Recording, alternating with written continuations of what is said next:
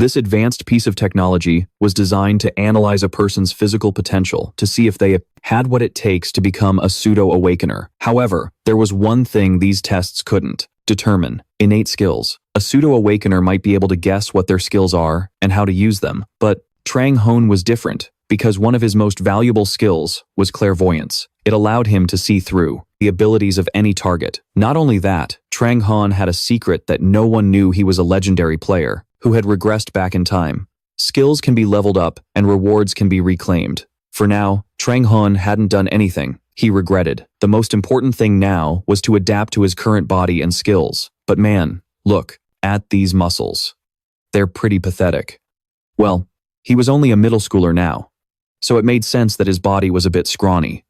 As Trang Hon was busy admiring himself in the mirror, he suddenly heard arguing from the living room. That's why I said we should just watch over the kid for a year and see. This is his life. He should be able to choose whatever he wants to do. Trang Hon peeked his head out of his bedroom. It turned out his parents were having a debate. His father wanted to give him a year because who knows, he might end up liking the path of a hunter. His mother, however, didn't want to just let her middle school son decide his own fate. Only then did Trang Hon remember that his mother had fiercely opposed him becoming a hunter in his past life, but he really didn't have time to argue with her. But there was one thing his mom said that was absolutely right: a lot can change in a year. Trang Hon knew that in this 1 year, players would participate in dozens of matches, gaining experience and improving their individual skills with each fight. In his past life, if he had started just 1 year earlier, his peak rank would have been at least B rank. That alone could have changed the terrible outcome that had occurred. But for now, Trang Hon felt he should step in and end the argument between his parents. He flung open his bedroom door, stood before them, and boldly declared, "I don't need a year. 6 months is more than enough. I'll prove it to you within 6 months. I'm being serious, Mom. Please, just give me a chance to show you." In the end, Trang Hon's mother had to soften up and agree. So, the very next morning, he decided to go train right away. But when he got to the center, Trang Hon wasn't allowed in, for the reason that he was still a minor and needed a guardian's consent to enter. In his past life, he was already an adult, so he'd completely forgotten about these things. But if he had to circle back home now for his parents' signatures, what was the point of training? Just as Trang Hon was feeling down, someone suddenly tapped him on the shoulder. "Hello, Trang Hon, what are you doing here?" A face full of life popped into his view. Trang Hon recognized this person immediately. His name was Kim Jo-jun, and in his past life, he was a melee fighter who ranked 2nd or 3rd in the First League tournament. Although Jo-jun never managed to take the top spot, as long as he maintained his form, he could easily go toe-to-toe with the #1 player. But at this point in time, Trang Hon still didn't know who he was, so he raised a hand to scratch his head, putting on a totally convincing act. "Sorry, who are you?" And embarrassed, Jo-jun waved his arms around as he introduced himself, saying he was in the class next to Trang Hon's. On top of that, he was a pretty famous pseudo-awakener at school, so he was shocked that Trang Hon didn't know him. "Oh, really? That's the first time I've ever heard your name." Even after the guy's enthusiastic introduction, Trang Hon remained as cold as ever. This dealt a heavy blow to Kim Jo-jun, but he still tried to maintain a cheerful demeanor and continue the conversation. "So, what are you doing here? Did you come to apply for the Sion Hunter Academy's youth club?" "No, I just want to train, but they said I need a parent's permission." Hearing this, it was as if Jo-jun had struck gold. His eyes lit up, and he said that he could help. Since he was already a member of the club, he could come and go as he pleased. In return, he wanted to watch Trang Hon train. Trang Hon didn't mind, so he agreed. As long as he didn't have to go halfway across the city to get his parents' signatures, even if it was a little uncomfortable, it wasn't like he was losing anything. The receptionist then agreed to book a spot for Trang Hon with Jo-jun from the Hunter Academy as his guardian. They headed to training room number 3. While Trang Hon was changing his shoes, Jo-jun's mouth started running a mile a minute. "I can't believe there's someone else at our school who wants to be a hunter. Are you talking about me?" Trang Hon looked up and asked. "Yeah." Jo-jun started to complain that even though he was a member of the club, because most of the members were older and he didn't know anyone before, it was hard for him to fit in. That's why when he saw Trang Hon here, he was as happy as if he'd struck gold. However, he was also curious to see him here, because even though this was a training room, no one ever really came here to train. "I don't think it's that bad. They're probably just busy preparing for the Hunter Championship." Trang Hon had finished putting on his shoes and was now starting his boulder warm-ups. Anyway, are you really planning on staying to watch? I was just going to check my skills and get some exercise. So it's not going to be. There was nothing interesting about it. Even though Trang Hon was trying to subtly get rid of him, the kid didn't get the hint at all. Do-jun was so enthusiastic that he even wanted to stay and help, for the sole reason that they were schoolmates. His personality was exactly the same as in his past life, always wanting to be the center of attention. But if you counted the years Trang Hon had lived, he was now several decades older than Do-jun, so, of course, he didn't need his help. After warming up, Trang Hon opened his system and summoned a tanker clone. If you were to compare it to a video game, this thing was similar to a training dummy. The only difference was that it was so sturdy that it was incredibly difficult to even leave a scratch on it. Seeing this, Do-jun thought Trang Hon had pressed the wrong button, because a normal person wanting to practice would have to summon a regular clone. Even though it was just training mode, Do-jun still felt that at his current level, there was no way Trang Hon could take down a tanker clone. But that was because he didn't know that inside this teenager's body was a player who had once become a legend. Trang Hon paid no mind to the kid's warnings and took out his weapon. Standing before the tanker clone, he was extremely confident. If you're going to pick a punching bag, of course you pick the toughest one. This thing is hard to beat? That's just what you think. Trang Hon flashed a sly grin, not forgetting to poke fun at Do-jun. He knew very well how to defeat something both strong and sturdy, like a tanker clone, by using something even stronger and sturdier than it. This was the easiest and also the shortest path. Of course, he couldn't do that right now, but that didn't mean he was out of options. Trang Hon charged forward with his weapon, gaining momentum and leaping to get on the same level as the tanker clone. What he was aiming for was the opponent's weakest point, its joints. Trang Hon's attack was incredibly precise. He had good control over this body, and the first blow was a success. Next, Trang Hon used Clairvoyance to see all the weak points on his opponent. Then, he accelerated once more, precisely targeting the points highlighted by Clairvoyance. The feeling of holding a weapon and fighting, even if it was just in training mode, was fantastic. Before long, the tanker clone fell and vanished. Do-jun, who had watched the entire process, could only marvel in awe. So amazing. But then, he continued, I'm guessing you set its defense stats to the lowest, right? Otherwise, you'd need a unique weapon to deal that kind of damage. Trang Hon was speechless. Was this kid trying to twist the story because he couldn't explain it? But he couldn't be bothered to argue with him, so he let it go. Do-jun could think whatever he wanted. Then he started clapping. Anyway, that was very impressive. I bet you'll pass the selection trials. Hey, have you trained with swords or spears before? I want to give it a try before I go train with the team. Then go try. Trang Hon was still a man of few words. He had no desire nor obligation to explain or guide Do-jun. Besides, if he tried, he'd find out for himself. And so, Do-jun went to another training room. He eagerly picked up a sword and summoned a tanker clone, just like Trang Hon had, even copying his attack style. But it didn't seem to have much effect. After a few rounds, the tanker clone was still standing tall. Meanwhile, Do-jun was already so tired he was panting like a dog. He had also tried setting the defense stats to the lowest possible level, but he still couldn't deal a single bit of damage to his opponent. The moon was high in the sky, but Do-jun stubbornly refused to leave the training room. It was clear Trang Hon had made it look as easy as breathing, yet he couldn't even leave a scratch on the tanker clone. Do-jun felt he must have done something wrong, so he diligently kept grinding away. He was so focused that he didn't even notice someone had appeared behind him. Hey Do-jun, aren't you going to greet your senior? Kim Do-jun was startled and turned around to see a senior student leaning against the door. He quickly lowered his sword and bowed respectfully. Jisoo Sunbae, good evening. The newcomer slowly approached. Suddenly, he noticed Do-jun was training with a tanker clone and found it odd when Do-jun said he was just warming up a bit. Jisoo found it even more ridiculous. Who uses a tanker clone to warm up? Even if you set the defense to its lowest, you won't be able to scratch it. Stop being so foolish. Jisoo repeatedly tapped Do-jun on the head with a look of contempt, but all he could do was grit his teeth in anger, unable to do anything else. Elsewhere, Trang Hon had already left the training center. On his way home, he had only one thought, that he was still too weak at this point in time. The Public Hunter Center provided all the basic training equipment for hunters. So,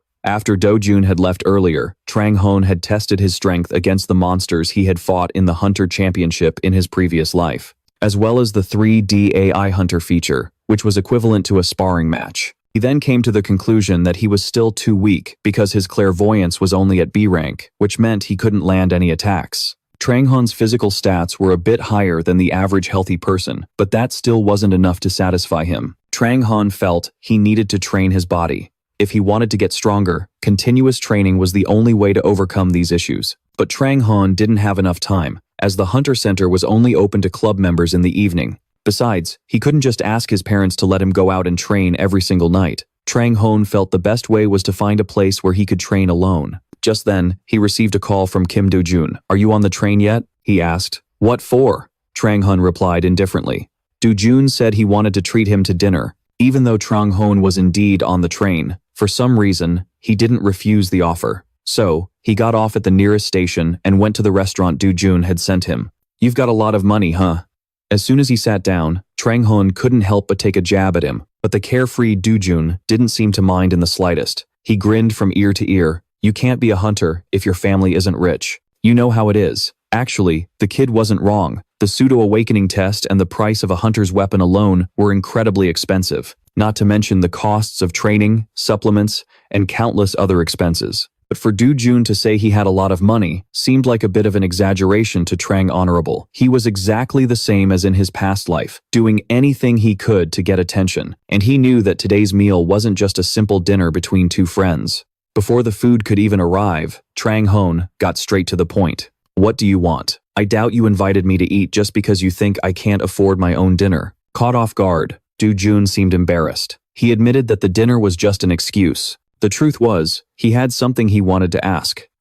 Honorable Trang Hon immediately guessed it had to do with the tanker clone, and sure enough, Do-jun seemed to nod shyly. He said that he had tried to do exactly what Trang Hon did, but it didn't work at all. Therefore, Do-jun really wanted to know if Trang Hon had some other secret technique to take down that clone. Before Trang Hon could even answer, Do-jun's expression suddenly changed. He then bowed his head low. Instinctively, Trang Hon looked towards the door. He saw three young men in the same uniform as Do-jun walk in. The one in the lead was Jisoo. He was bragging to his friends about what he had just seen. Do-jun tried to hit the tanker clone with a Miran sword. Was he trying to test the sword's durability or something? That baboon actually tried to use a sword on a tanker clone. I was speechless. Along with their mocking laughter, Do-jun's face turned beet red with embarrassment. Jisoo and his two friends sat down at a nearby table. They didn't even notice that he was sitting right next to them. Jisoo continued to boast about the story from the training room. I asked him why he did it. He said he saw his friend do it, so he copied him. Haha. I should have asked if his friend could shoot lasers from his forehead. Watching those two idiots make a scene must have been hilarious. Too bad his friend wasn't there. The other two friends chimed in with their own remarks. Trang Hon listened to the whole story in silence and came to a conclusion. Jisoo was the one who had been bothering Do-jun while he was training hard. Even if this kid liked to show off, he was ultimately a good person, and he was a future top-tier fighter, a promising seedling worth nurturing. Therefore, Trang Hon decided he couldn't just let this slide. He slammed his glass of water down on the table with a loud clack, then deliberately raised his voice. Adjust the tanker clone's configuration? There's no such thing. You don't need to do anything at all. It's easy, as long as you know how. But anyway, it's commendable that you tried to find a way to beat it. As for those bastards who say it's impossible, it's just because they're incompetent fools. Trang Hon's voice was loud enough for Jisoo to hear everything. He couldn't just swallow this insult. So, he stood up and walked towards them. Doesn't anyone at your academy know how to beat a tanker clone? Trang Hon continued to provoke him. Do-jun was now pale with fear, repeatedly telling Trang Hon not to talk like that, but it was too late. Jisoo had already heard everything. By now, he was standing right in front of their table, rudely planting a foot on it to show his dominance. You're Trang Hon? Who the hell do you think you are, being disrespectful to a student from the Hunter Academy? I wonder if you'd even survive a beating from a pseudo-awakened like me. I'll give you 3 seconds. You'd better start acting right. Trang Hon was stunned, not because he was afraid of Jisoo, but because the threats he just uttered were as cheesy as something out of a high school drama for wannabe thugs. But too bad for him. Trang Hon was the type to fight back when provoked. He had been waiting to eat, and now this punk, who didn't know his place, was ruining it. He sighed and stood up, just as Jisoo was smugly thinking that his opponent was scared and would now come crawling to apologize. Trang Hon suddenly threw a punch. The two friends with Jisoo were shocked when they saw this. The great senior Jisoo was now pathetically knocked to the ground. Trang Hon shook his fist. If someone gives you 3 seconds, this is exactly what you should do. Only a fool would refuse a chance to strike first. That punch was like flipping Jisoo's detonation switch. The pain was one thing, but the humiliation was 10 times worse, and he was flustered. Jisoo stood up, unwilling to let the matter go, but Trang Hon had to cordially remind him not to pick a fight. Because even if he was Do-jun's senior, to Trang Hon, he was just a stranger. How could Jisoo possibly let that slide? He immediately lunged forward, throwing a punch, but Trang Hon dodged it with ease. Not only that, he deliberately provoked his opponent. "What was that you said earlier? That I wouldn't survive if you hit me? Too bad that's just a what if, because you can't even land a hit on us." Jisoo was so furious that veins bulged on his face. He still wouldn't give up, lunging forward to throw another punch. But this time, not only did Trang Hon block his fist, he also delivered a powerful counterattack. Trang Hon's punch was incredibly strong. It made Jisoo see stars, and he could barely even keep his balance. Jisoo wiped the blood from the corner of his mouth. It seemed his anger had reached its peak.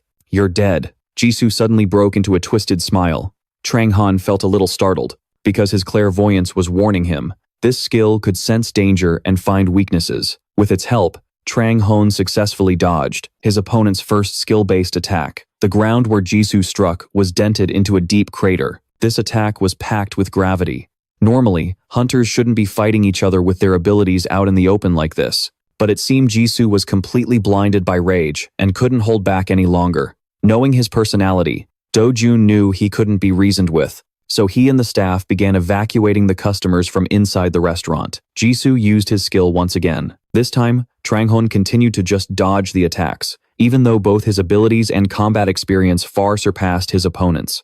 Originally, Trang Hon only intended to teach Jisoo a small lesson for bullying Do-jun. He had no intention of making things difficult for him. But now, with the restaurant empty and his opponent taking it this far, Trang Hon couldn't just stand there and take it anymore. "Jisoo, you're dead," he threatened.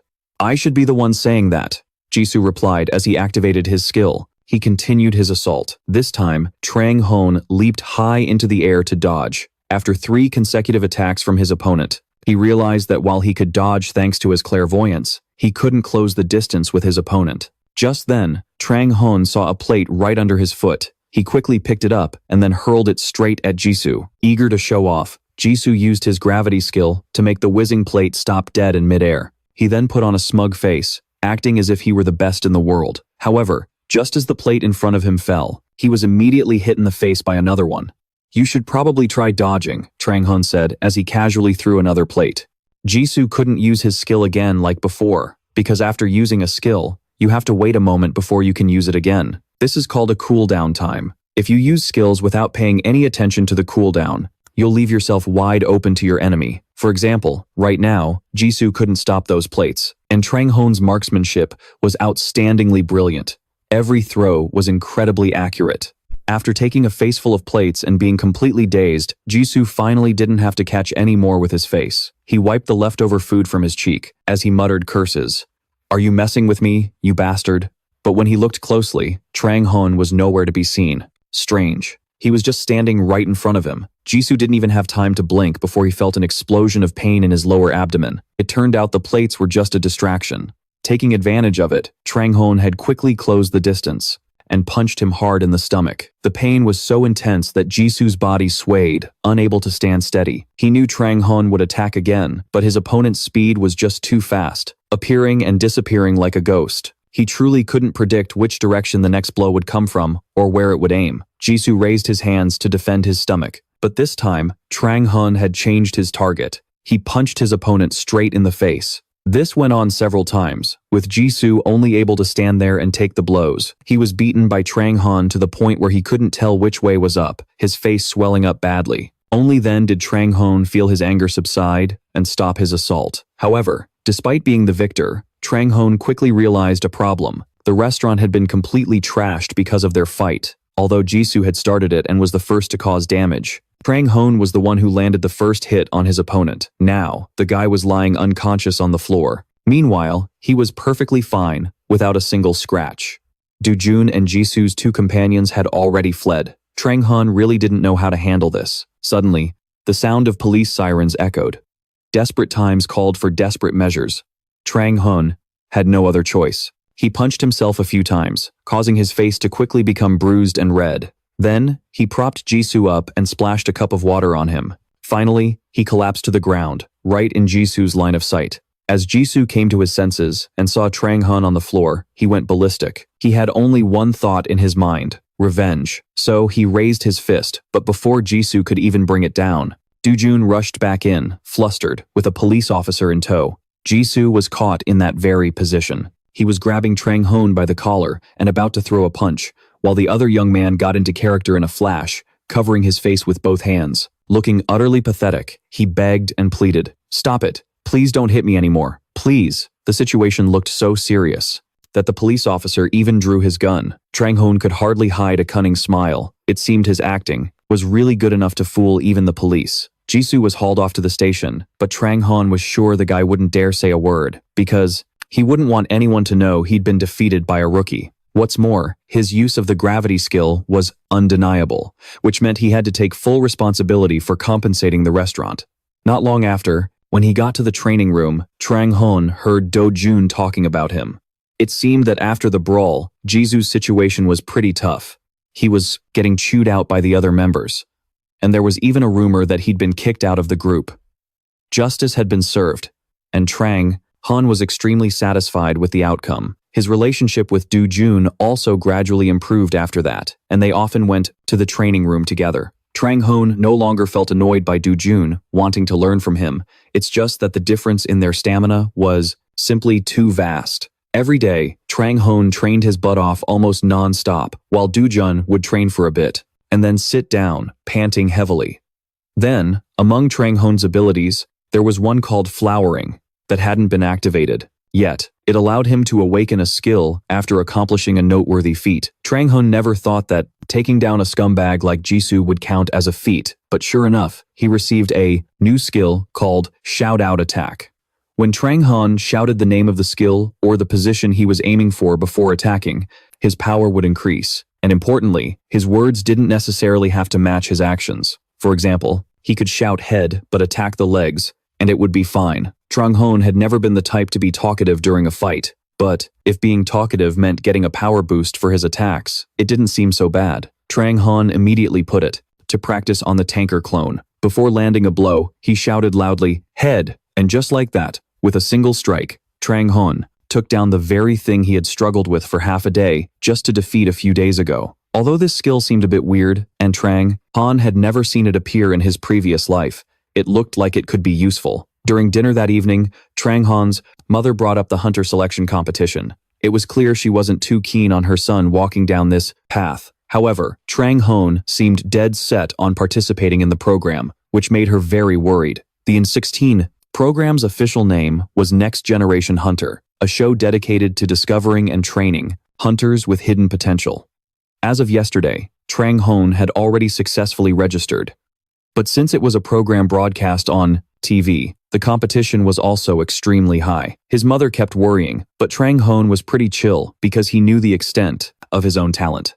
Moreover, the rewards for winning were something that made every young hunter want to give it a shot. Universities and professional teams always kept an eye on the champion, opening up many opportunities for the future.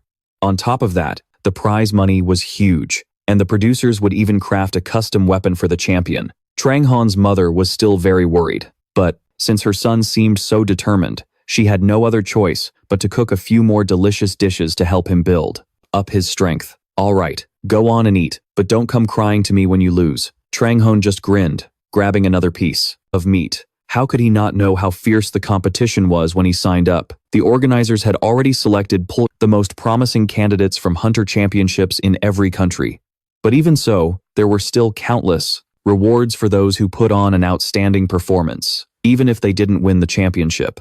That's because the organizers were also aiming for the best among the newcomers. Trang Hon himself was a hunter who had won numerous trophies in his past life, so he was determined not to lose to the rookies in this competition. And so, in the days that followed, when Trang Hon wasn't eating or sleeping, he buried himself in the training room. The exercises he focused on were all based on the stages of that hunter scouting program. Before long, the day of the competition arrived. Trang Hon walked towards the main arena with rather complex feelings. It had been a long time since he last stood here, but today, it had once again become his starting point. This Next Generation Hunter tournament was divided into 3 units. Unit 1 took place in a tower, while Units 2, 3 would take place in a virtual reality arena. Trang Hon never understood why they built such massive stages when so few people used them, but now he got it. They were used for special occasions like this. The stands were packed with candidates who had come here to compete.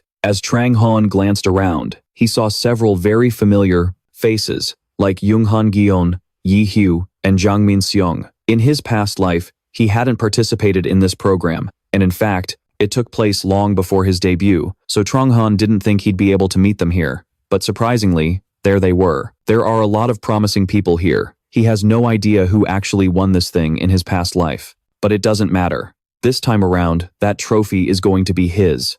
Jang Hoon's wandering thoughts instantly vanished when he heard a familiar voice calling his name. Du-jun had arrived early and even saved him a seat. The moment he saw Jang Hoon, he started dishing out the gossip about Jisoo. Apparently, that guy is under strict observation, and the doctors say it'll take him another 3 weeks to make a full recovery. Seems like Jang Hoon didn't pull any punches that day. But despite being seriously injured, Jisoo still showed up for the competition today. According to Du-jun, he dragged himself here because he's desperate to impress the pro teams, scouting for new talent. While the two were busy gossiping, a thick cloud of smoke appeared on stage, signaling the start of the show. Then, from within the smoke, the show's MC suddenly appeared with a microphone in hand. New players and new faces are always the hottest commodity. Who will be the one to carry the torch for the future of all hunters? Welcome to Hunter Next Generation, where legends are born.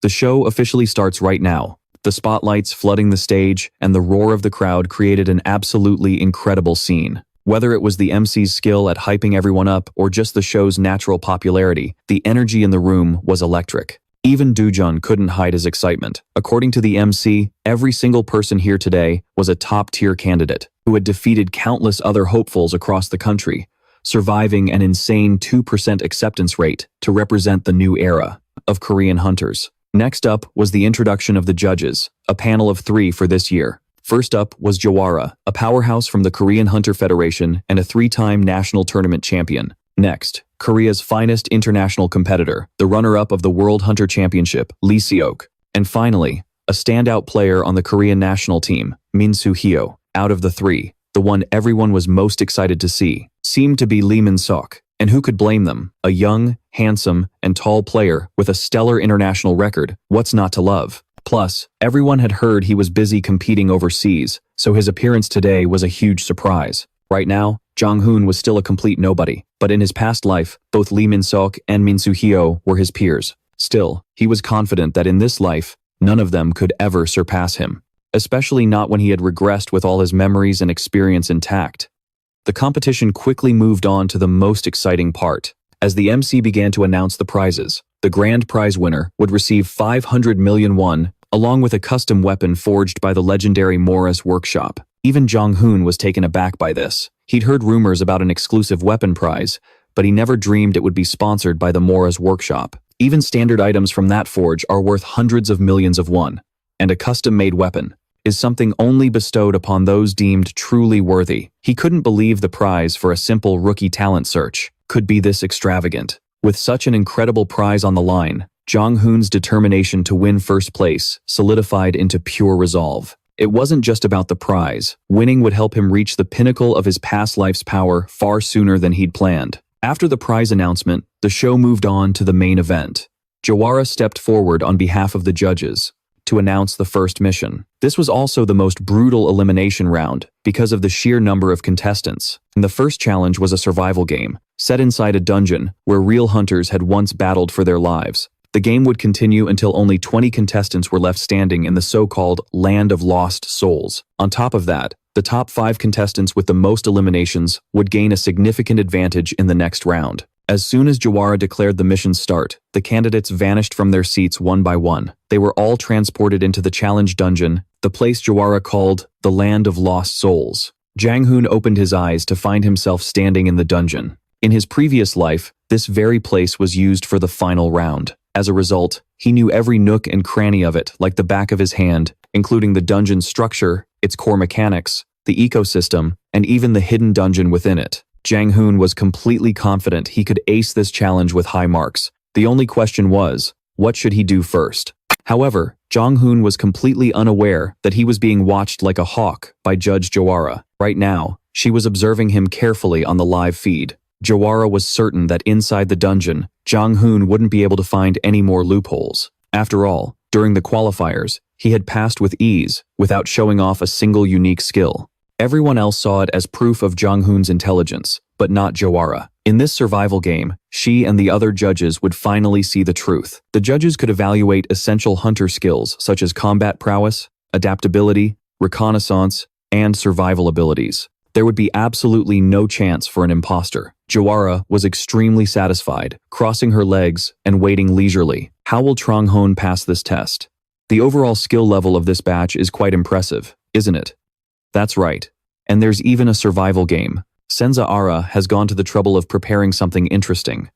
Lee Min-sok and Min Soo-hyo started chatting with each other. Even though it was only the first test, Jawara had made it difficult, but they all agreed it was a good way to weed out hunters who lacked experience or essential skills. And then their conversation was cut short when a warning suddenly flashed on the monitoring screen. A contestant had left the competition area. The camera immediately zoomed in on that contestant. And as expected, it was Lee Chang. Honorable Trang Hon completely ignored the normal conflicts.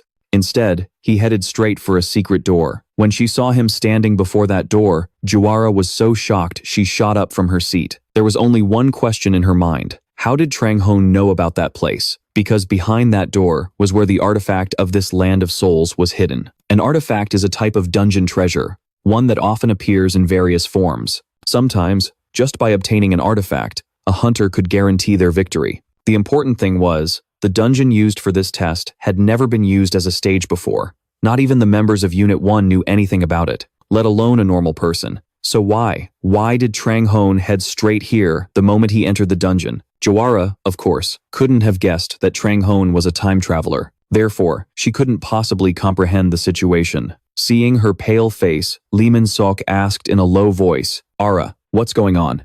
If it's a mistake, we need to find a solution together, so please tell us." Jawara didn't have a very good impression of Trang, Honorable. The fact that he'd found the hidden dungeon so easily made her even more frustrated. But Jawara couldn't unreasonably take her anger out on him just because of her personal feelings. So, in response to Lee Min-seok's question, Jawara could only scowl and admit that it wasn't a mistake. Even though this test was just virtual reality, it still accurately simulated a real dungeon, and the place Trang Hon was entering was a hidden area. No one knew about this area, not even the Federation's hunters, which is why it didn't appear on the map. You mean the survival game simulates a real-life dungeon, including the hidden area that the contestant named Trang Hon is entering? What's in there? Lee Min-seok asked. At this, Jawara's expression darkened even more. After a long pause, she finally answered that ear was in there, an artifact so powerful it was banned in competitions. Hearing this, both Lee Min-seok and Min Soo-hyo were stunned. It wouldn't be good to let a new hunter like Trang Hon get his hands on ear. They suggested pausing the match, but that was also quite difficult, as it would affect all the other contestants. Besides, since this was just virtual reality, Trang Hon couldn't take it outside anyway, but he could use it in this match. However, as a dungeon treasure, ear was naturally guarded by a monster. The monsters that guard dungeon artifacts have strength that corresponds to the value of the item they protect. This was Jawara's only remaining hope if she didn't want Trang Hon to obtain that treasure. At that moment, Trang Hon pushed open the door and stepped inside. Since a lot of time had passed, he didn't actually remember the exact location of the hidden dungeon. Luckily, he still found it. Next, if he could defeat the Guardian and get ear, this round would be a piece of cake. The guard here was a cube, like a Rubik's Cube. Although it looked harmless, its attacks were quite deadly. If this were Trang Hon's first time here, he probably would have been wiped out by the very first attack. This thing was identified as an advanced technology discovered in the ruins of a tower. In his past life, Trang Hon had defeated it. It was in a final match to obtain ear and claim victory. But in this life, he found ear right at the start of the match. And if he could successfully obtain it, Trang Hon could absolutely use it, even though it was a banned item. Trang Hon possessed a skill called Mysterious Weapon Transformation. It allowed him to transform his weapon into any shape he desired. The sword in his hand changed slightly. Specifically, the once sharp tip of the sword now transformed into the shape of a pry bar. Trang Hon was repeating what he had done in his past life. Once again, he confidently charged forward, weapon in hand. That square block was constructed exactly like a Rubik's Cube. Trang Hon took advantage of this, using his pry bar. He successfully separated the first piece. Trang Hon made a successful landing after detaching the first piece of the cube. He also knew that with his current stats, it would be difficult to defeat this guardian monster. But that square block was a machine designed to protect ancient relics. As long as you knew its attack mechanism, you could deal with it easily. After losing a piece, the cube quickly began to transform its constituent parts. They quickly separated and reassembled into a pair of giant hands. Those hands aimed straight for Trang Hon and clapped together like they were swatting a fly. If he hadn't dodged in time, he would have been squashed flat. But more importantly, right after that, the two hands suddenly shattered into hundreds of pieces. It turns out that just before dodging the attack, Trang Hon had thrown the fragment he'd been clutching this whole time right between the two palms. No matter how hard that cube was, the fragment broken off from it was just as hard. With such a powerful clap and that fragment stuck in the middle, it was only natural for it to shatter into pieces. After taking down a gatekeeper, a very satisfied Trang Hon headed deeper into the hidden dungeon. The ether was stored inside a luxurious golden chest. Come to think of it, it had been a very long time since Trang Hon last saw this item. Although it wasn't anything too grand, he now had the ether in his hands, just as planned. Now, all he had to do was equip it as a weapon and breeze through this trial. But just then, a new variable appeared. And coincidentally, it was something Trang Hon had been eagerly waiting for. His feat of defeating the hidden dungeon's gatekeeper was considered a great achievement. And so, just like last time, he was granted a new skill. This time, Trang Hon could use his mana to create a copy of the ether. Talk about a blessing from the heavens. He immediately used his mysterious weapon transformation ability to create two pistols. With the ether in hand, he could now use guns far earlier than expected. And clearing this trial would be a piece of cake. In his previous life, the reason Trang Hon could use guns was because of his massive mana reserves. It allowed him to fire off barrages of bullets made from mana. But right now, since he hadn't activated that top-tier special ability yet, he didn't have nearly as much mana. However, now that he had the ether, he could absolutely pull it off. Without his peak ability activated, Trang Hon fired a few test shots. Their firepower was decent enough, but hitting the target was a bit difficult. It seemed that because he'd just returned to the past, he hadn't quite mastered controlling the ether yet, but Trang Hon was still very confident. He knew he'd figure it out. Meanwhile, the three judges on the outside couldn't hide their astonishment when they saw Trang Hon using guns. He didn't look like someone using ether for the first time at all. Moreover, Lim Seok noticed something else. It was the way Trang Hon had dodged the laser beam from that cube earlier. It wasn't normal in the slightest. It was like he was using a hack. That cube isn't a living entity. I think it moves based on a set mechanism. But the problem is, how could he possibly know that? Lim Seok couldn't stop wondering. Jawara found it even harder to accept. She felt there was no way a contestant like Trang Hon could possibly know the pattern, when even professional hunters like them might not. Immediately, Jawara came up with a theory. That Trang Hon must possess a clairvoyance skill, which allowed him to predict his opponent's every move. But setting aside how he dodged the attack, the real question was how Trang Hon even thought of defeating the cube, using its own fragment. From the start of the trial until now, his performance clearly showed he was no ordinary person, far from an ordinary person. This reminded Jawara of something she had heard before. You see, it's the eccentrics who possess the real potential. They can become outstanding individuals if trained properly. Thinking of this, Jawara gritted her teeth in frustration. She was so angry, she could have bitten her own lip until it bled. Meanwhile, inside the trial dungeon, quite some time had passed. The current rankings now showed a clear gap. In the lead was Junhang Jian with 17 kills. Following him was Ye Hu with 10 kills. And next was that annoying senior, Han Jisoo, with 8. For Junhang Jian, everything was going smoothly. The competition was unfolding, just as the member of Soon Private Academy's first team had predicted. 60 people had already been eliminated. It seemed this round would be over soon. He was also very confident that no one in this competition could beat him in a one-on-one fight.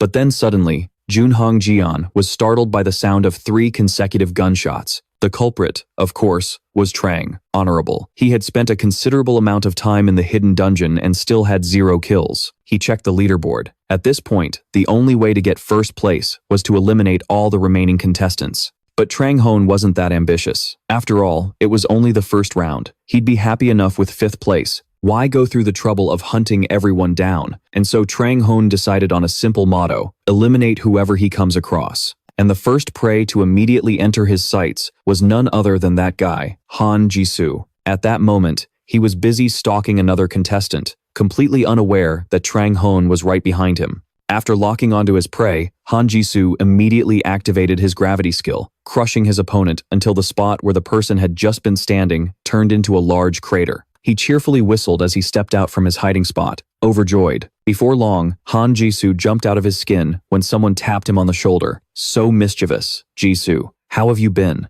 It was Trang Hon's voice. There was no way Han Jisoo wouldn't recognize him, which only made him panic even more. In fact, his reaction was so exaggerated that he stumbled backward, stammering continuously, unable to form a complete sentence. Trang Hon closed in on him, his tone dripping with mockery and sarcasm. I'm having a little problem. I hope you'll help me out. Perhaps remembering what happened at the restaurant that day, Han Jisoo's pride took a massive hit. He shot to his feet, yelling, "Are you kidding me? You bastard, go to hell." Trang Hon's expression instantly changed, his eyebrows knitting together because he didn't appreciate what Han Jisoo had just called him one bit. But he quickly composed himself, patting the other man's shoulder amicably. I just came here to ask for a small favor. There's no need to be so rude. Jisoo couldn't take it anymore and decided to use his skill. But with his abilities, Trang Hon easily sidestepped, avoiding the hit completely. He let out a long sigh. Originally, Trang Hon had planned to make Han Jisoo use his skill over a wide area. Then, he would jump in and farm kills from the contestants affected by that skill. But looking at this guy, he didn't seem the least bit willing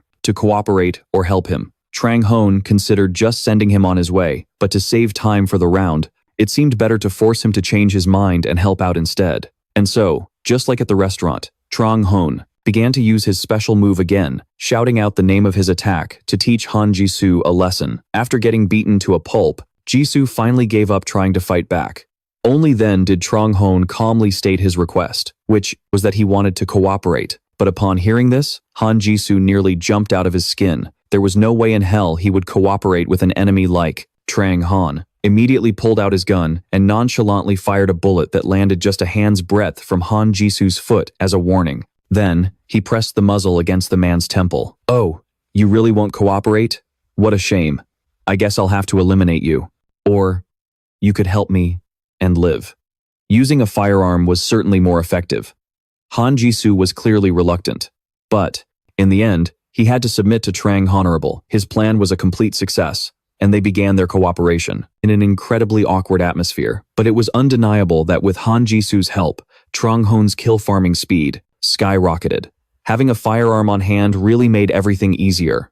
The two continued deeper into the forest, but suddenly, something came whistling through the air from behind them. Han Jisoo had detected it as well, so, even before Trang Hon could act, he used his gravity skill to force the flying dagger to drop to the ground like a rock. It seemed Trang Hon's loud gunshot had attracted some uninvited guests, and their leader was none other than Jun Hangjian. The Hunters Federation is a sports team, so naturally, not every player is trained for offense. Currently, even though Han Jisoo had eliminated 8 people and was ranked 3rd, his gravity skill was most effective when used in a support role on the battlefield.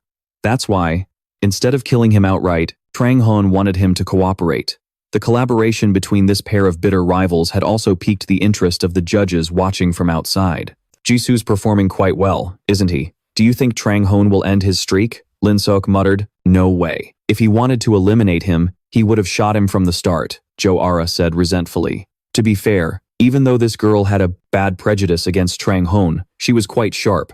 Jo Ara only needed a glance at the screen to immediately guess that the two of them had made some kind of deal and that Trang Hon was trying to recruit Han Jisoo as his support player. If everything went smoothly, they could become an invincible duo, with Han Jisoo locking down targets with his gravity skill and Trang Hon finishing them off with his mana gun. However, this could only happen if their opponent wasn't Jun Hangjian, because he himself was no pushover. Right now, Jun Hangjian was leading 3 other contestants toward Trang. Honorable seeing their aggressive posture, he immediately guessed that Jun Hangjian was determined to take him down no matter what. What's the simplest way to gain an advantage in a fight? A powerful weapon, good tactics, or a well-coordinated team? No, it's none of those. The easiest and most effective way is to overwhelm the opponent with numbers, just as Jun Hangjian was doing now, since their team was double the size of Trang Hon's. On his side, he had Han Jisoo with his formidable gravity ability, but at the end of the day, he was just a support player. No matter how hard the two of them tried, they couldn't fight that group, especially when their main attacker was Jun Hangjian. Of course, that's just what anyone would normally think. But for Trang Hon, a legendary player from the future, that wasn't necessarily the case. Jun Hongjian attacked once again with his clairvoyance. Trang Hon had no trouble dodging it. An unprecedented sense of excitement flowed through his veins, a feeling he hadn't experienced in a long, long time. This feeling? But for you, this is your first time, isn't it? Trang Hon said excitedly. I don't know what you're talking about, Jun Hongjian replied coldly, but that weapon in your hands looks quite unusual. That's why I'll take you down without any mercy. As soon as he finished speaking, Jun Hongjian launched another attack, but Trang Hon was all too familiar with his fighting style. In his past life, Jun Hongjian could also control multiple swords with his sword manipulation ability, but at this point in time, his talent hadn't fully blossomed yet, and he would definitely struggle to defend against the barrage of bullets from Trang Hon's hands. And thanks to Ether, Trang Hon could fire freely without worrying about conserving his mana. Immediately, Jun Hongjian had to hide behind a tree to dodge the bullets. He'd never resorted to such a tactic before. It seemed the ether gun in Trang Hon's hands was truly a nightmare of a weapon. Meanwhile, one of Jun Hongjian's teammates launched a surprise attack on Trang Hon from behind. Unfortunately, this guy's skills were complete garbage. Not only did Trang Hon knock him back, but at this close range, there was no way Trang Hon's gun could miss. A loud bang rang out, and he sent Jun Hongjian's first teammate out of the game. Now, besides him, there were still two other teammates left. Trang Hon used his clairvoyance to clearly see their hiding spots. He planned to take them all out while they were busy playing defense. Trang Hon started to run, getting a head start, then kicked hard off a rock, launching himself into the air to get the perfect angle. His technique was as simple as pulling the trigger. But for these amateur players, it was a death sentence. In the blink of an eye, Trang Hon had already farmed a total of 7 kills, and there was one more he needed to deal with. The one and only Jun Hongjian. Trang Hon continued to unload his gun, and this time, Jun Hongjian didn't run. Instead, he used a large sword to block the attack. Jun Hongjian's ability to deflect every single bullet was commendable. He even calculated that Trang Hon's bullets were slowing down due to his low mana reserves. But even if he was a young talent worth preserving, the current Jun Hongjian was no match for a legendary player who had regressed to the past. Trang Hon was far better. Brimming with confidence, Trang Hon unleashed another volley of bullets. This time, Jun Hongjian was visibly flustered. The tide of battle was clearly turning in one direction, with Trang Hon being the only one on the offensive. And then, finally, his opponent revealed an opening. Trang Hon immediately seized this opportunity to fire the final bullet. But before the bullet could hit its target, the scene before him vanished. The challenge had run out of time, so the final 20 survivors were transported back to the main hall. The show's MC announced that the survival game had ended. Trang Hon was visibly annoyed because he was just a hair's breadth away from taking down Jun Hongjian. The stage lights came on, and the 3 judges sitting up there welcomed the contestants back with incredibly excited expressions. Congratulations, everyone. Joe Ara was the first to speak on behalf of the judges. From now on, each of you has the right to call yourselves true hunters. All right, hunters who represent a very small fraction of all awakeners. That is truly admirable. Then, Lee Jun-se also spoke up.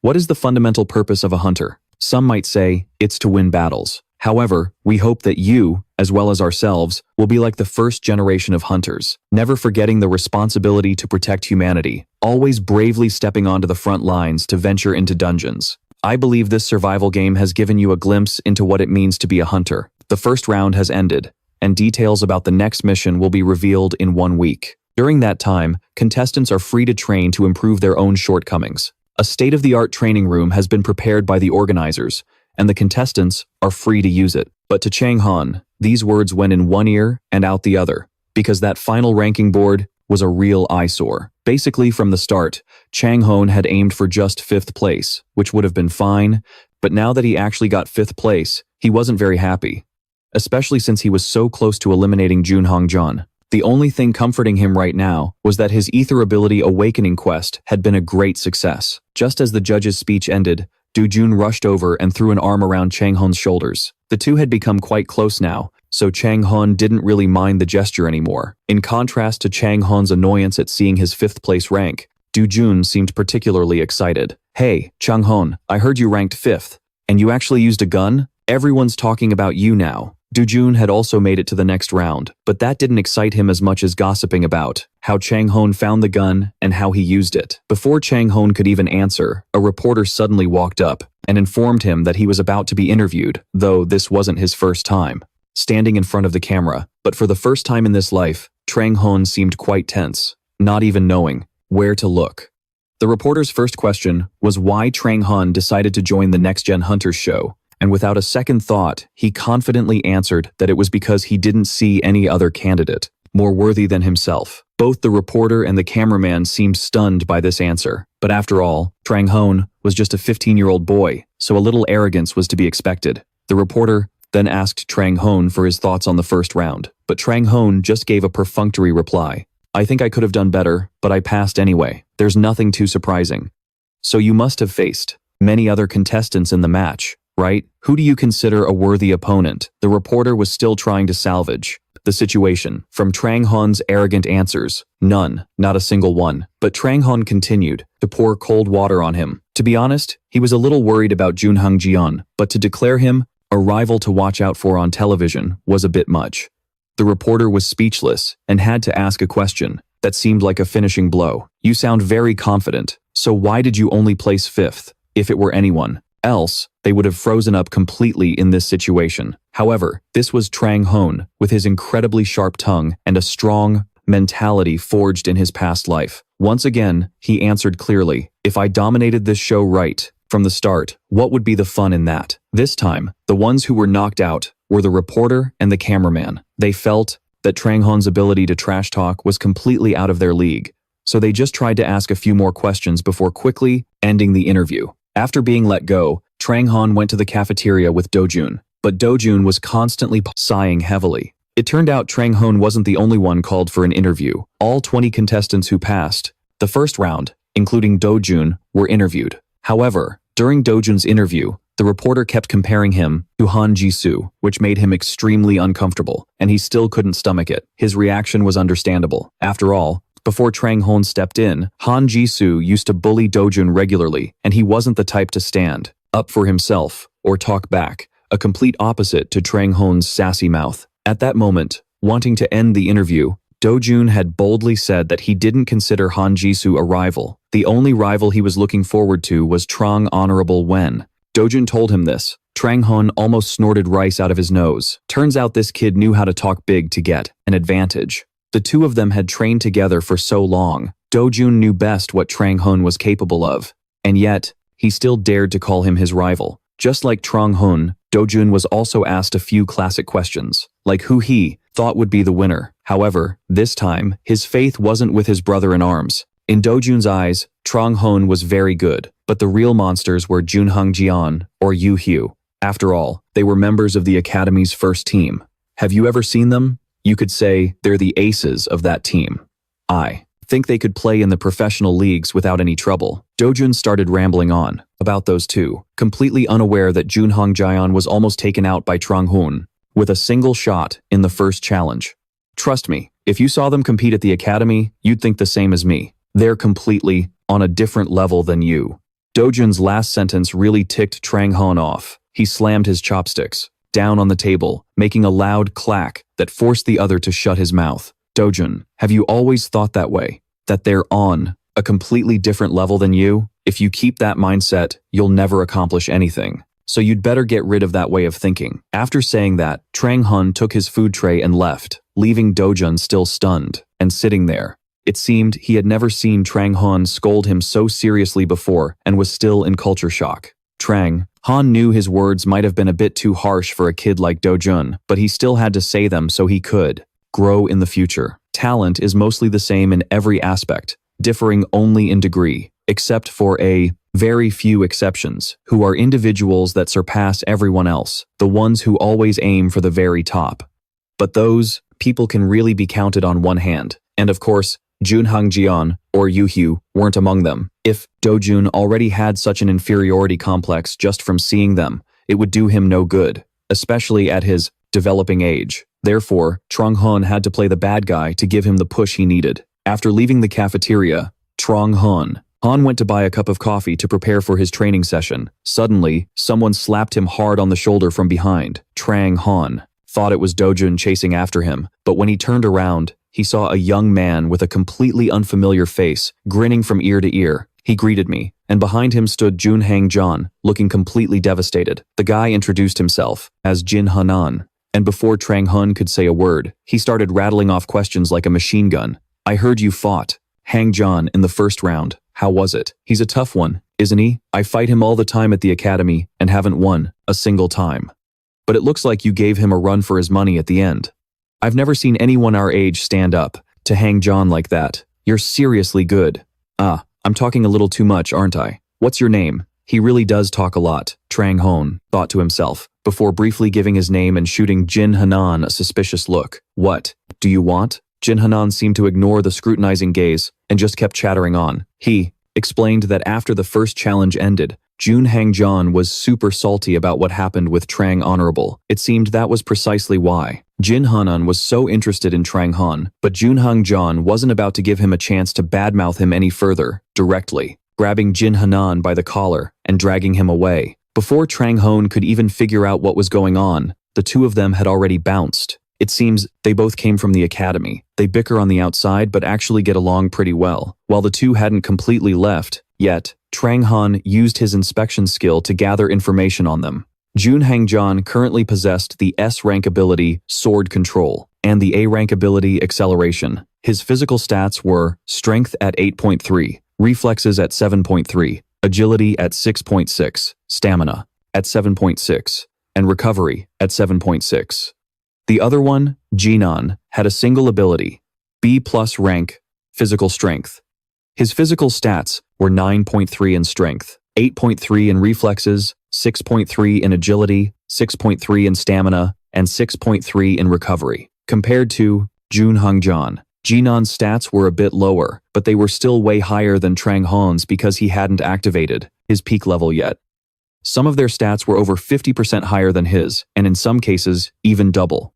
Last round, he only got the upper hand thanks to ER, and he'd even come close to eliminating Jun Hang-jon, but the next round definitely wouldn't be so easy. Not long after, the first episode of Next Gen Hunter aired on television. Trang Hon had just gotten back from training when he saw Dojun glued to his phone, watching it. Unsurprisingly, the main character of the first episode was Jun Hang-jon, who had failed the entrance exam for the private SE Hunter Academy twice, but still trained relentlessly. In the comments section, most people thought Jun Hang-jon's interview answers were too stiff, but they praised his humility and persistence. On the flip side, another contestant with the most unconventional answers was stirring up a massive wave of controversy. Trang Hon looked closer and realized that person was none other than himself. Trang Hon's answers were already sharp-tongued to begin with, but the production team had intentionally given him an evil edit. When Trang Hon was placed next to Jun Hang-jon, his arrogance was on full display, a stark contrast to the other guy's humility. But when it came to the question of who they considered a worthy rival, coincidentally, both of them answered that there was no one. The fact that Jun Hang-jon didn't consider him a threat at all dealt a serious blow to Trang Hon's ego. So, even though he had just returned to the break room from the gym, he rushed right back to train. Dojun got dragged into this hellish training session by Trang Hon, constantly panting and groaning from exhaustion. At the same time, he found it strange that he had only ever seen Trang Hon diligently working on his leg training, so he decided to ask about it. "What do you think my role is?" Trang Hon retorted. "A long-range fighter?" Trang Hon nodded, then asked Dojun what the most important thing for a long-range fighter was. "High damage output?" Dojun answered quickly. "Correct. And mobility," Trang Hon added. Through the last survival challenge, Trang Hon and probably Dojun too had realized that Jun Hang-jon and other elite close combat fighters with exceptional mobility, or some form of long-range attack, posed a serious threat to ranged fighters. So, to counter them, Trang Hon's mobility had to be on par with theirs, if not much better. That's an interesting line of thought. Suddenly, a third voice echoed in the training room. Both Dojun and Trang Hon turned towards the sound at the same time. But contrary to your point, there are very few strategies that focus on taking down enemies as a ranged player. In the Korean Hunter League, why do you think that way? Trang Hon was a bit stunned by the appearance of this muscular but completely unfamiliar man. But if he was in this training room, he had to be more than just some random old guy. Though still suspicious of the man's identity, ignoring a question from an elder, like him, would be rude. So Trang Hon stepped off the machine and replied, "It's always been a fundamental truth.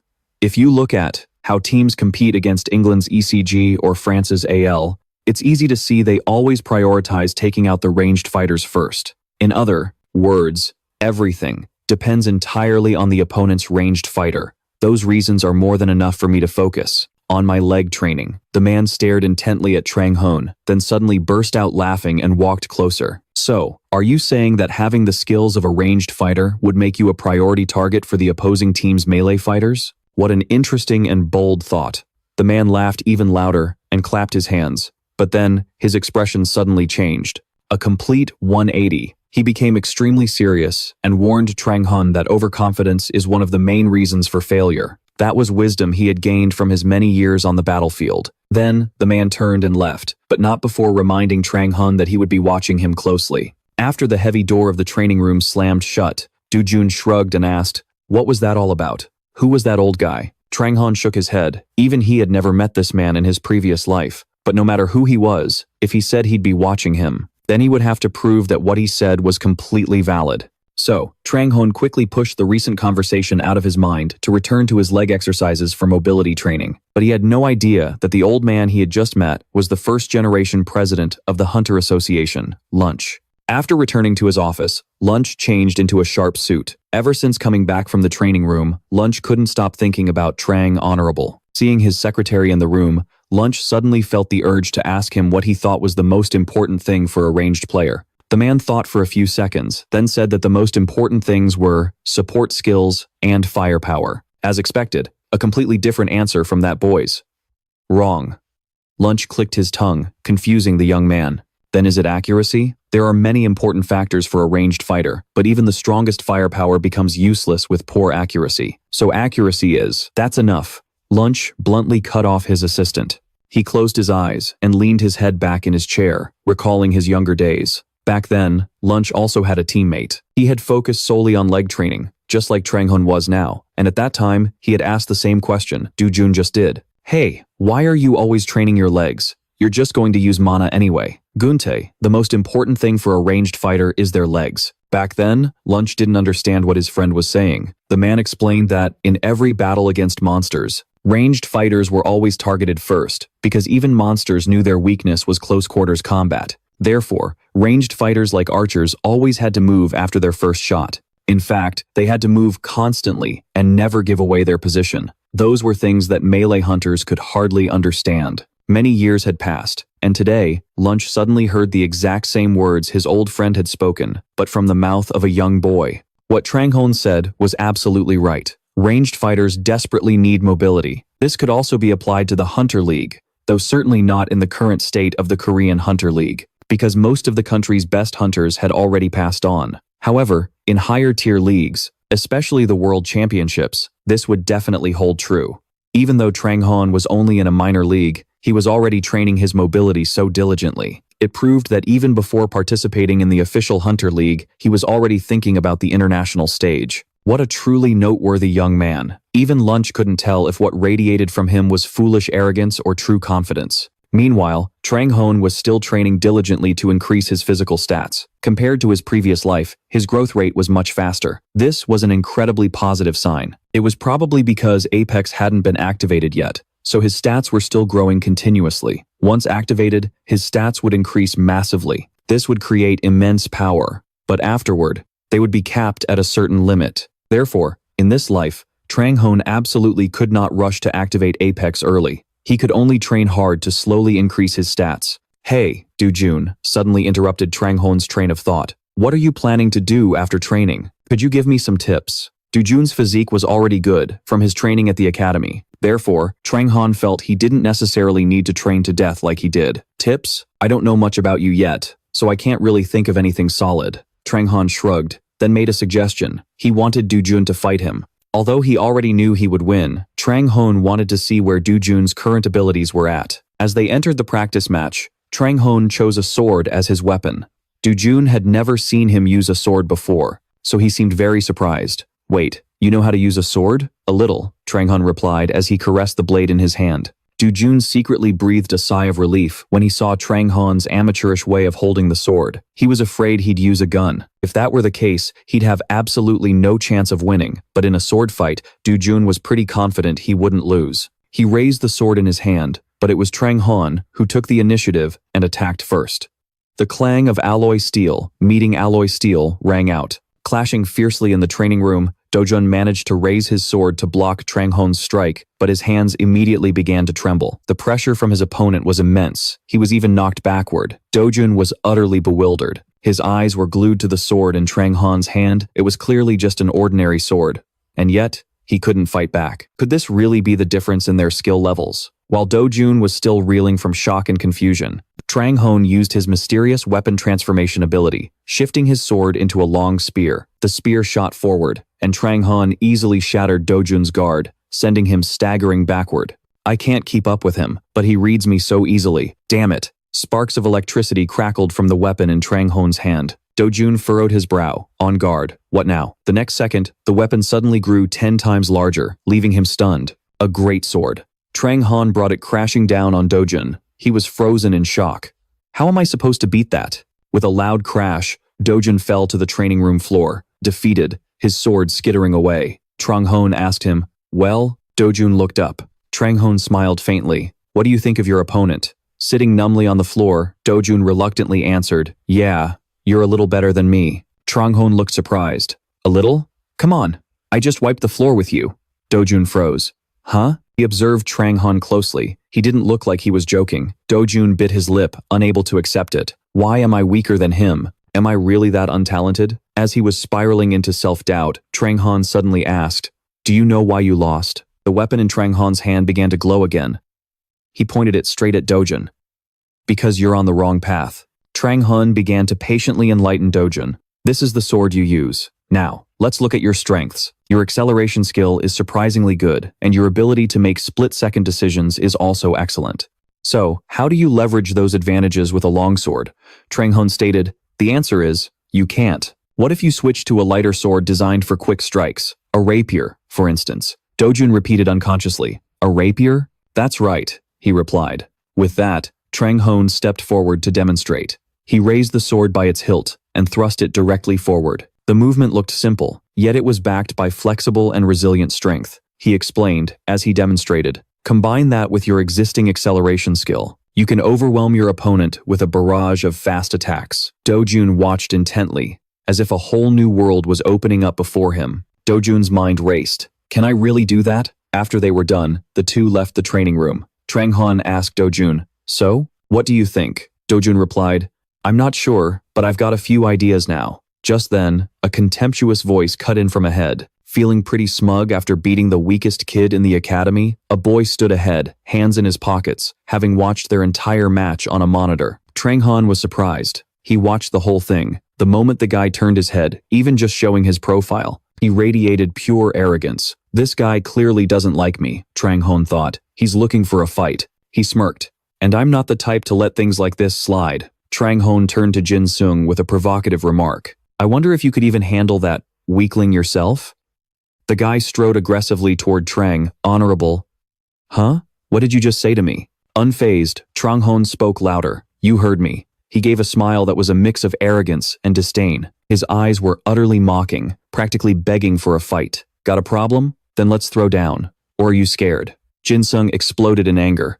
You bastard! You think I'm scared of you? Trang Hon paused. Wait a minute, he thought, quickly calculating. This is the guy who tied with me for 5th place in the survival game. His skills and stats are all top-notch. The system displayed the guy's information. Jin Sung pointed, demanding, let's take this to an empty room. Trang Hon was still lost in thought. My stats are no match for his. In strength alone, he's got me beat. And yet, Trang Hon acted as if victory was already guaranteed, confidently declaring, all right, I won't even need my gun to beat a guy like you. The two calmly stepped onto the dueling platform. Jin Sung is one of the most outstanding rookies, Trang Hon thought. Besides, my gun is useless since he already knows about it. Jin Sung smirked.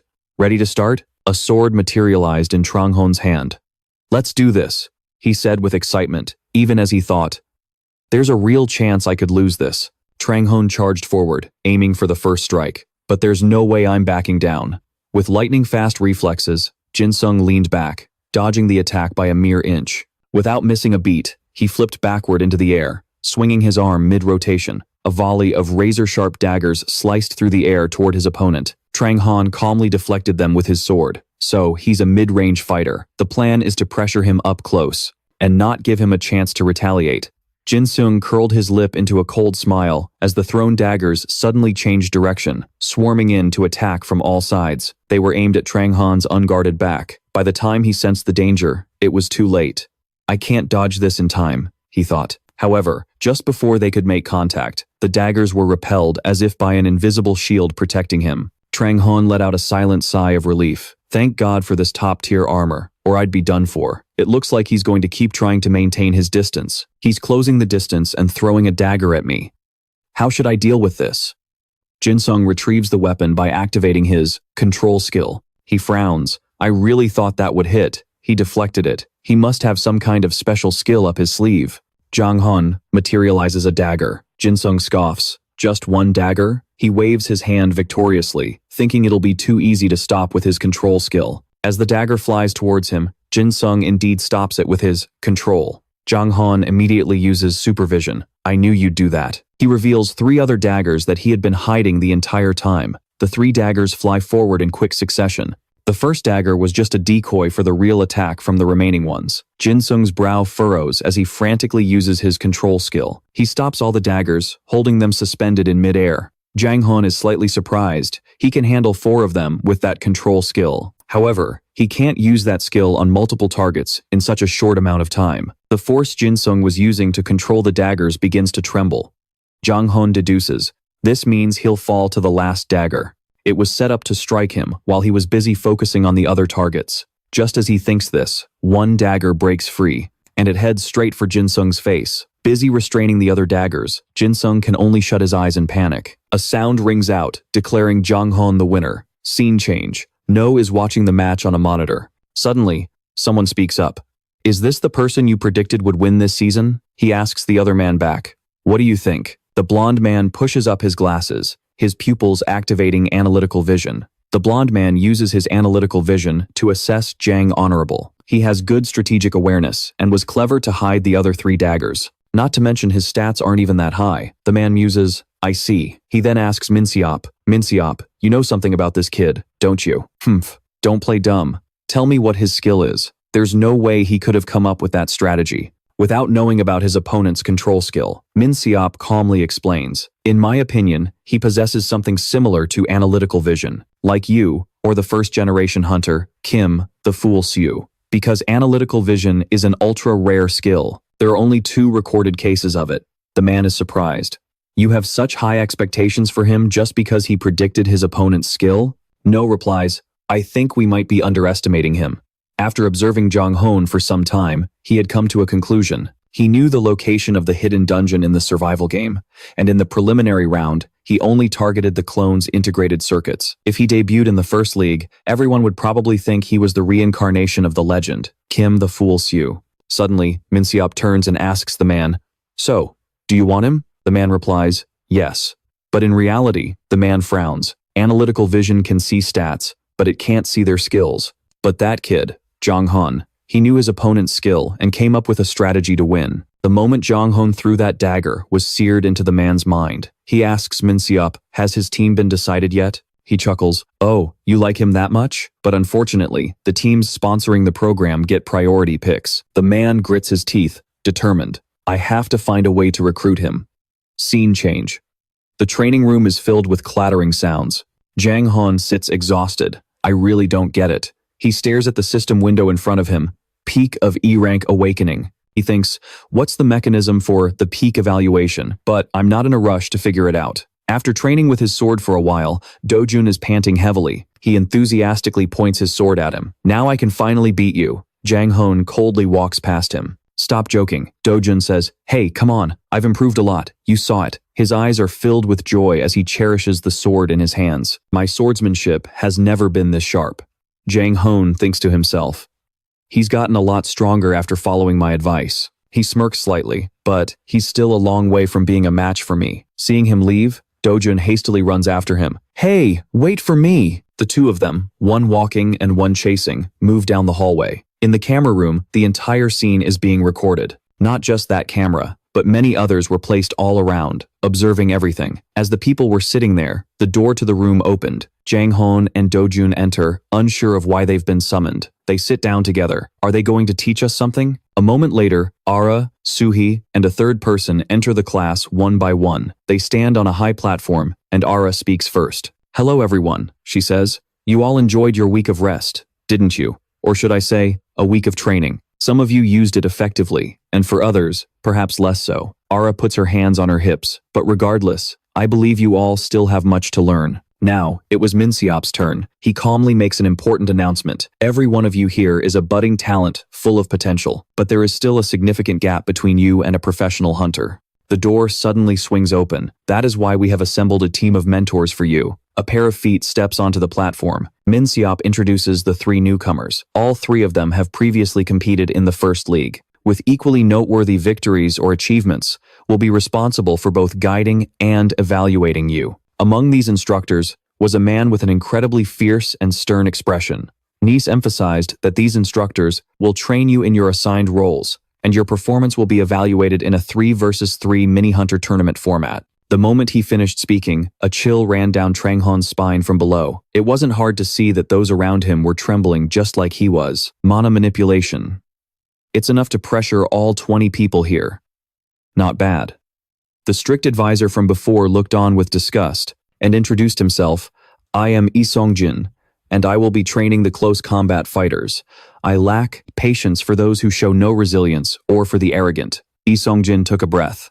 But above all, he declared loudly, "I despise the conceited." Era took out an evaluation sheet. After assessing the performance of you all in the survival game preliminaries, and this past week, we have determined each person's role. Please listen carefully and remember the role you've been assigned. Trang Hon's name was called first. "Trang Hon, please rise from your seat." "Yes." Ara told him, "Close. Combat." Trang Hon froze. His face went blank. What? The shock was so great that even when he gathered with the others in the close combat group, he was completely zoned out. How the hell did I end up in the close combat group? Trang Hon scanned his surroundings. Hanan, Hiru, and Do-jun. So many familiar faces were here. New data was transmitted, and Lee Song-jin appeared. He faced everyone present and bellowed, "From this moment on, forget everything you've been taught. I don't care what academy any of you came from, because all of you here are worse than third-rate hunters." He explained aggressively. Perhaps you've all observed in a hunter tournament that hunters use skills or equipment for mobility, such as mana-activated devices like air anchors and air blocks.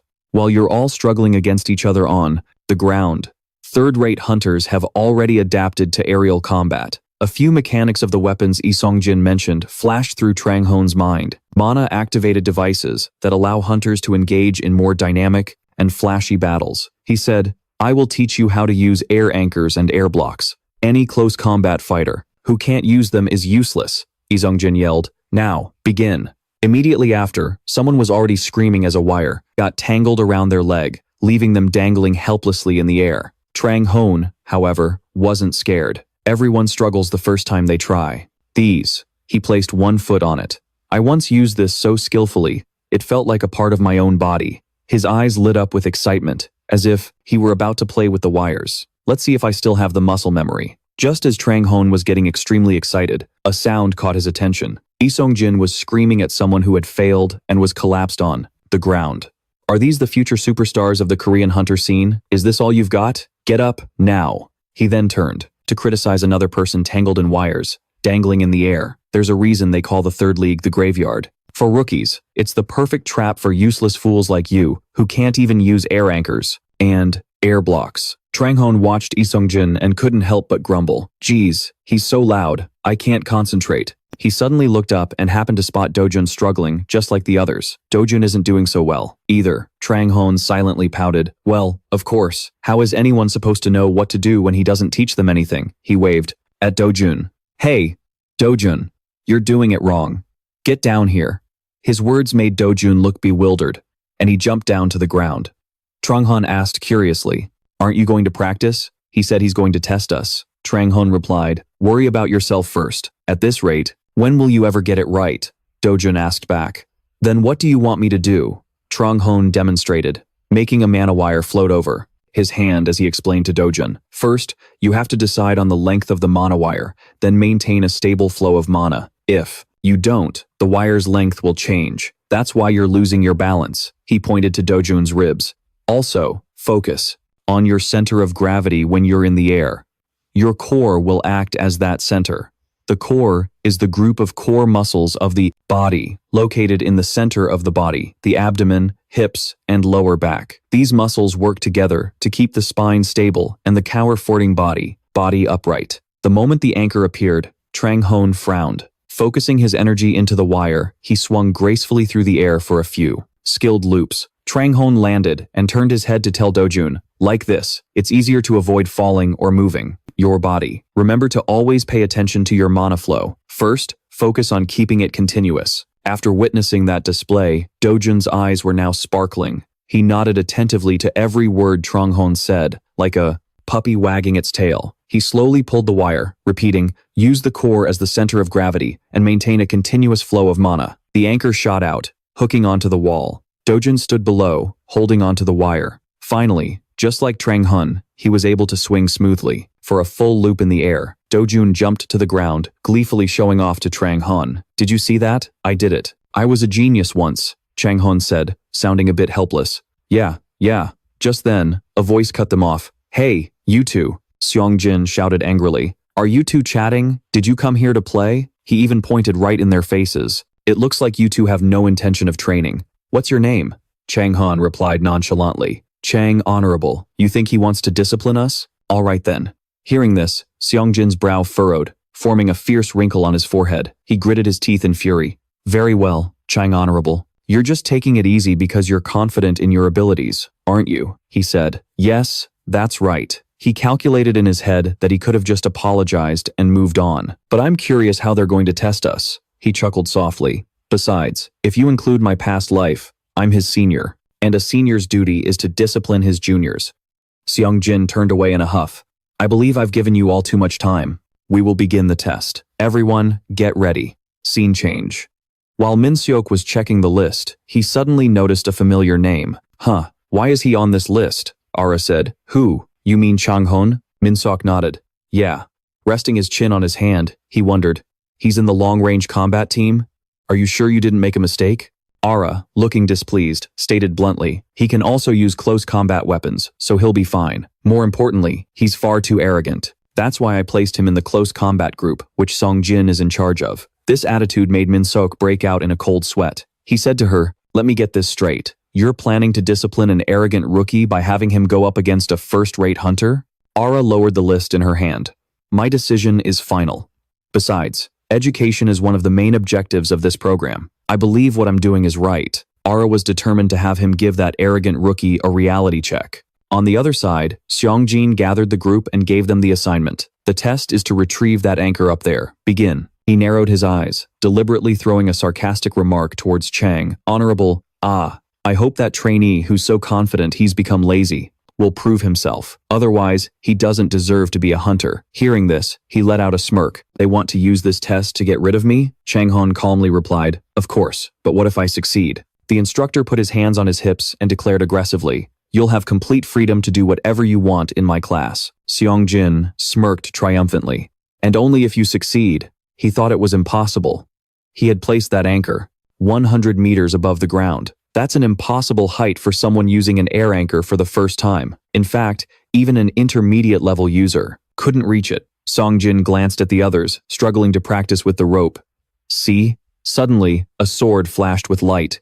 It zipped past Seongjin's peripheral vision. He cried out, it's Trang Hon. He skillfully jumped onto the sword, with incredible ease and without any sign of wavering. The instructor commented, quite satisfied. Not bad. Using a sword to fly? Is it telekinesis? No, it's something more advanced. Too bad he's not using the air anchor, so he can only go straight up. Suddenly, everyone let out a collective gasp of surprise, drawing Songjin's attention. He looked over, his pupils widening in sheer horror. Trang Hon was holding onto the anchor line, his feet stepping on an air block, in front of dozens of eyes in the class. What? Trang Hon smirked. He effortlessly used the air anchor and air blocks in alternation. swinging back and forth across all the walls. His movements were powerful and decisive. Seong-jin was dumbfounded. Isn't that kid afraid of falling? Meanwhile, Trang Hon confidently jumped down onto an air block. The moment he touched it, the air block beneath his feet suddenly vanished. Huh, my air block. Trang Hon threw himself to grab the rope, going into a freefall. Seong-jin's heart skipped a beat. He's going to fall. Trang Hon pressed his lips together. Then, a rope connected to an anchor hook appeared. His hands gripped the rope tightly. Trang Hon's body swung upward, concentrating his strength into the arm that was pulling the rope taut.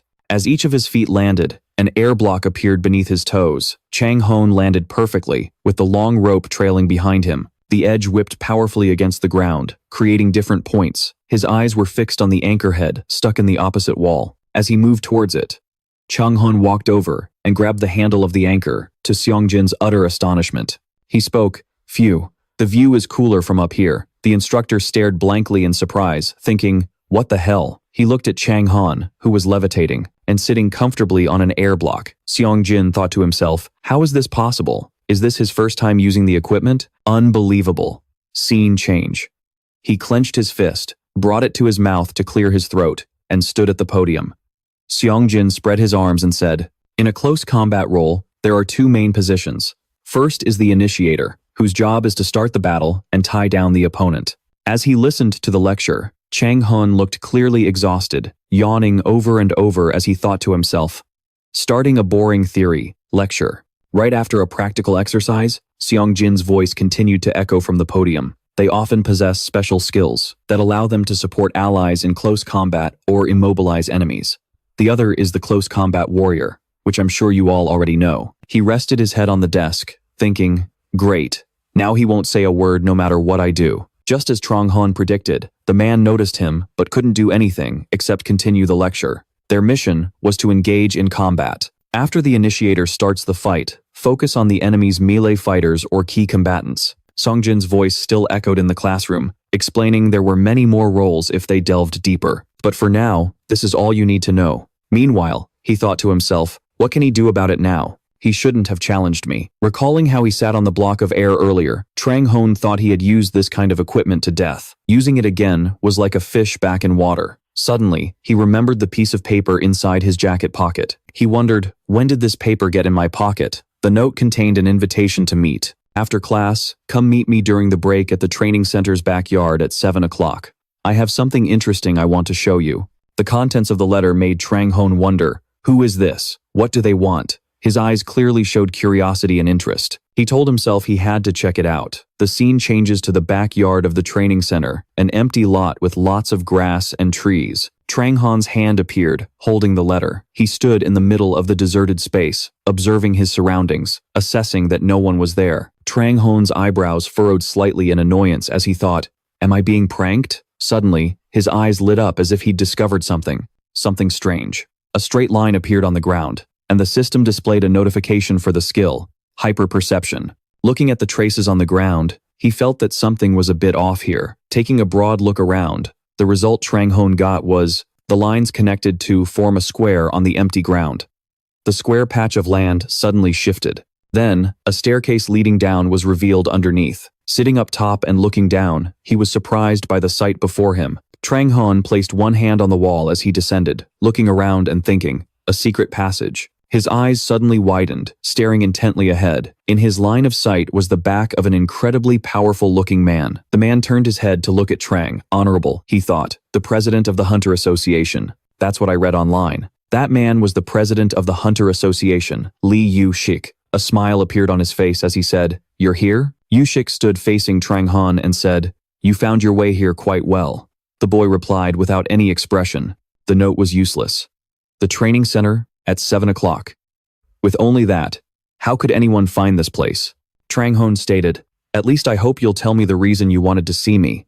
It was clear in his mind, he was obviously testing to see if I could find the way. The man smiled and said, I've watched all the scenes you were in on the show. Trang Hon showed no emotion, replying with cold logic, that's easy for you to say. The show has only aired one episode. A deeper thought hid behind Yu-shik's eyes. Of course, I've observed him much more than that. He recalled a time before. As he was sitting and watching him through a small screen, Yu-shik thought, watching him train. The image of Trang Hon's confident and assured figure during training surfaced in his mind with the thought. The place where he demonstrated his incredible movement and observation skills. Yushik's face brightened into a smile as he said, I tried to guess who the winner would be, next generation hunter. But in his mind, he was thinking, this kid has truly piqued my interest. Unwavering, the boy said, and you think it's me?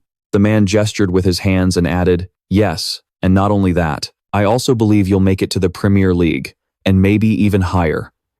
Trang Hon crumpled the paper in his hand. All right then. His eyes, full of interest and curiosity, asked, so what's this thing you wanted to show me? How interesting. Yushik turned and walked towards a control panel behind him, and said, it's true I said that. With those words, he placed his hand on the fingerprint scanner. At that moment, a door slid open, revealing a room filled with countless weapons. Observing the weapons displayed on the racks, Trang Hon thought, S-rank weapons. In addition, various pieces of jewelry appeared inside the cases.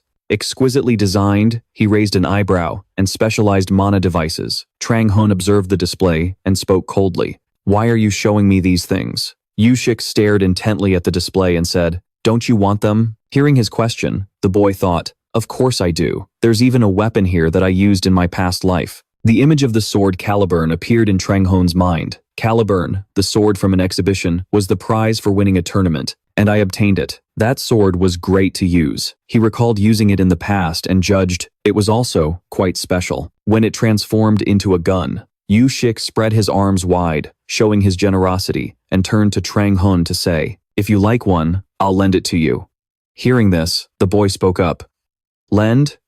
You can't just give it to me? Hearing Trang Hon say this, Yushik raised his index finger and wagged it. You don't know the value of these weapons. They're more precious than the weapons you received from the Moira's workshop. He let out a sigh and said, a weapon is a weapon. I don't have time to waste. Beating around the bush, Trang Hon glanced at him and said coldly, cut to the chase. What do you want from me? Hearing his question, Dutich struck a mysterious pose, stroking his chin thoughtfully. He imagined himself surrounded by a crowd of people, all of them smiling and talking to him in a fawning manner. Dutich thought to himself, usually, they start sucking up the moment they learn I'm a first-generation hunter. And the chairman of the Hunter Association. He turned to look at the cold-faced Trang Hon, musing.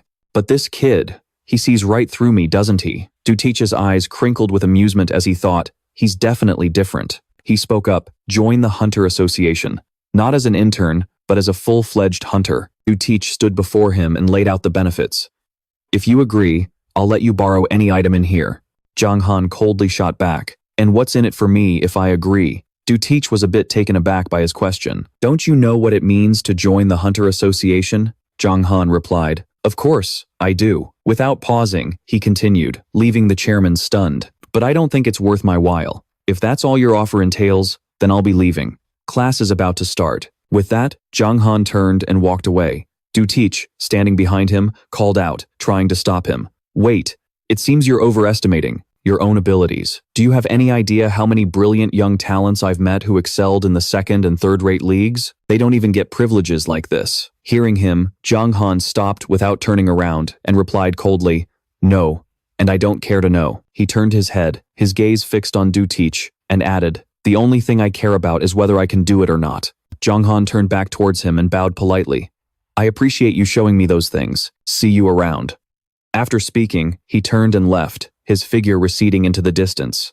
Trang Hon's recent behavior left a look of clear surprise on Dutich's face. The door to the room opened, and upon seeing Trang Hon, Du-jun rushed over and asked, where have you been? Hey, I thought you were going to be late. He walked to his desk, pulled out a chair, and said, come on, I'm not that irresponsible. His friend followed behind him, looking worried. You're always making me worry. Especially that whole thing with Mr. Song Jae-in. He sat down, saying emotionlessly, they wouldn't eliminate a contestant just for being late. The show has to go on, after all. Du-jun sat down next to Trang Hon. So where were you just now? He answered calmly. Some old guy just wanted to see me. An image of Dutich appeared in Trang Hon's mind as he thought, actually, I could have accepted his offer. An image of himself from moments ago flashed through his thoughts. But with the experience from my past life, I'll do just fine even without those weapons. While Do-jun was puzzled by Trang Hon's words about some old guy, our hero sat quietly, lost in thought. Besides, after I win this show, I'll receive a custom-designed weapon from Sung Morris anyway. A smile crept onto Trang Hon's face. Now, all I have to do is wait for my own value to skyrocket. He happily lost himself in his own world. If things don't work out, starting my own team would be perfectly fine too. The scene changes, showing a developed cityscape. As an excited voice rings out, "We hope what the instructors taught you will be useful. And now, it's time to apply what you've learned. You will participate in a 3 versus 3 match in the urban combat zone. In this round, the winning teams will advance to the next stage, while the losing teams will be eliminated." Ara pointed forward, full of excitement. "Let's see who will emerge victorious." A hand reached out, and a monostone materialized above it. "We've also prepared a special prize for the winner to raise the stakes of the match. They will receive a monostone." A confident look appeared on Trang Hon's face as he heard the announcement that this was sponsored by the Hunter Association. He thought to himself, a monostone. An image of a blue stone radiating immense energy filled his mind. Trang Hon narrowed his eyes slightly. "It enhances the quantity and potency of mana. For exactly what I'm looking for. I need more mana to use my E-skill. And for when I acquire new skills." The corner of his mouth lifted in a determined smirk. "I have to get it, no matter what." Min-soo spoke attentively. "As this round marks the beginning of the true preliminaries, everything will be broadcast live. In fact, the program is broadcasting live as we speak, so please be aware," Ara continued. "Your academic performance in class will determine your team. The person with the highest score will get priority in choosing their team members," Min-soo said with a cheerful smile. "Okay, we'll see you all again as soon as the match begins. Please proceed to the waiting room and form your teams." A sliver of light vanished as a screen closed. A voice rang out, "Cut. Let's stop there." The scene shifted to the behind-the-scenes filming area. As soon as the camera stopped rolling, an annoyed expression appeared on Ara's face as she looked at a monitor displaying Trang Hon. She thought, even though his performance in the survival game was impressive, he's way too smug. An image of him sitting, smugly on a block of air appeared in her mind. She judged him silently. He's got skills, but he lacks empathy for others. An image of 2 towering buildings, carrying a deep implication, came to her mind. That's going to be an obstacle of his in forming a team. Min-sok turned to look at Ara and said, "Ara, are you still thinking about Trang Hon?" She replied vaguely, "What do you think?" Looking at the crowd Trang Hon was a part of in the hall, Ara said, "A team round.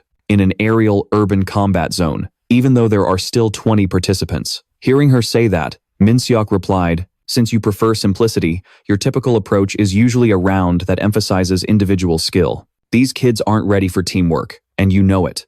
A look of annoyance appeared on Ara's face as she frowned slightly and said, "The truth is, I want Trang Hon to be eliminated. Judging by how he used the anchor in the practice session, no matter how good he is with the anchor and air blocks, if he goes solo, he'll just become the first target." A view of the city appeared. She thought to herself, the vast arena also requires contestants to travel long distances quickly. That puts Trang Hon at a disadvantage because his stats are low. Seeing Ara's expression, he chuckled and said, "It's been a while since I've seen you." This interested in a contestant. She ignored him and replied, "I know he possesses great talent."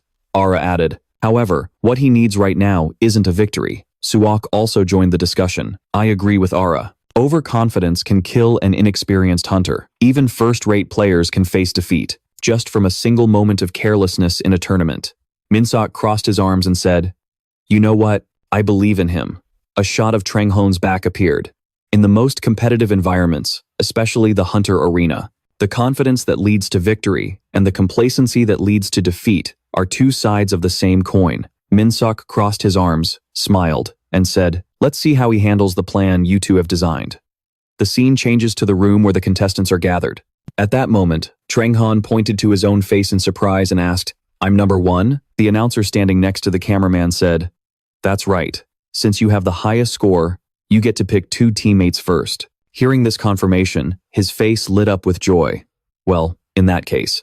After a while, Jisoo and Jung appeared with mixed emotions, making the atmosphere incredibly gloomy. Just then, Trang Hon appeared, looking extremely cheerful, and said, "Hello, let's do our best." Suddenly, a loud voice cut him off. "Hey!" An exasperated Jin Sung pointed at Trang Hon. "Why did you pick me? Huh? Are you trying to pull something?" His perceptive eyes sized up the man's personality, and he said, "Looks like he's the arrogant type." Recalling the moment a glaive flew at Young, he thought to himself, the thing is, he can't accept reality. He remembered the scene when the tip of that glaive was about to pierce the spot between his eyebrows, causing him to squeeze his eyes shut. and Trang Hon silently judged that he had already lost to him. He turned to look at Jisoo. Jisoo will behave because I've already established dominance over him, Trang Hon thought. Anyway, he's just a kid. I can handle him. He placed a hand on his chest in a gesture of respect and said, I plan to take the top spot in this round. As a voice interrupted, Trang Hon winked and pointed forward again. Among everyone here, I only trust in your abilities. You're the strongest. I need your help. Seeing his incredibly cringy performance made Jinsung stare blankly, while Jisoo looked like he was about to puke and quickly covered his mouth. Trang Hon's over-the-top expression horrified even himself, and he clenched his slightly trembling hand into a fist. Good heavens, the things I'm doing for the prize money. Jinsung's face was slightly flushed as he cleared his throat. Jisoo and he walked towards Trang. Honorable, Jinsung spoke up. So what now? Do you have a plan? Hearing the question, Trang Hon immediately replied, Of course I do. I picked you two for a reason, but you both have to do exactly as I say. The three members of Trang Hon's team huddled together, their 6 eyes looking at each other. He lowered his voice. If you don't, I guarantee. Then, the three of them continued their intense discussion. After a while, the three of them stopped and fell silent, looking at each other. Then, Trang Hon's team broke their huddle. Jinsung leaned back slightly in surprise. What? He clutched his head with a look of utter disbelief and said, Are you trying to dig our graves? Trang Hon looked helpless. Damn it, I can't just say I'm from the future. Trang Hon placed a hand on Jinsung's shoulder to reassure him. You just need to follow my instructions and not make any mistakes. Got it? His face took on a dangerous demonic expression as he said, If you screw up, you're helping the enemy. So, no mistakes allowed. Jisoo and Jinsung were terrified by Trang Hon's intimidating aura. He replied, All right, I get it. The scene changes to the arena, designed like a city, with the tops of all the buildings covered in a blue layer. The announcer's voice echoed, From this moment, the 3 versus 3 Hunter match will now begin. The arena will be an aerial urban combat zone.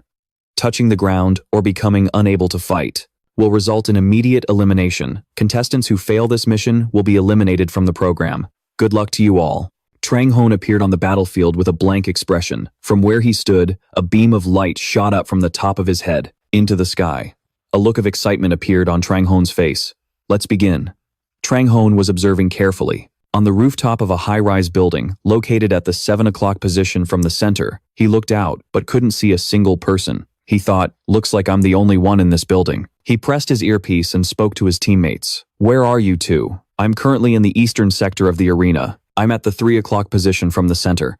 That team is between the edge and the mid-zone. Trang Hon stood up and said, All right, proceed as planned. As he walked, he told the other two, We'll meet up later. For now, find your way to the center. Don't get spotted. If you run into anyone, retreat immediately. His teammate replied, Roger. He raised his gun, aiming it into the distance. He slowly crawled across the wooden planks that formed a long bridge. He thought to himself, with 3 teams of 3 in an arena this vast, the chances of accidentally running into another player are extremely small. Trang Hon walked slowly, thinking, if they don't show up, it means I'll have to go attract the enemy myself. An arrow flew from out of nowhere, aimed straight for him. He quickly ran and dodged it instantly. The arrow flew off course.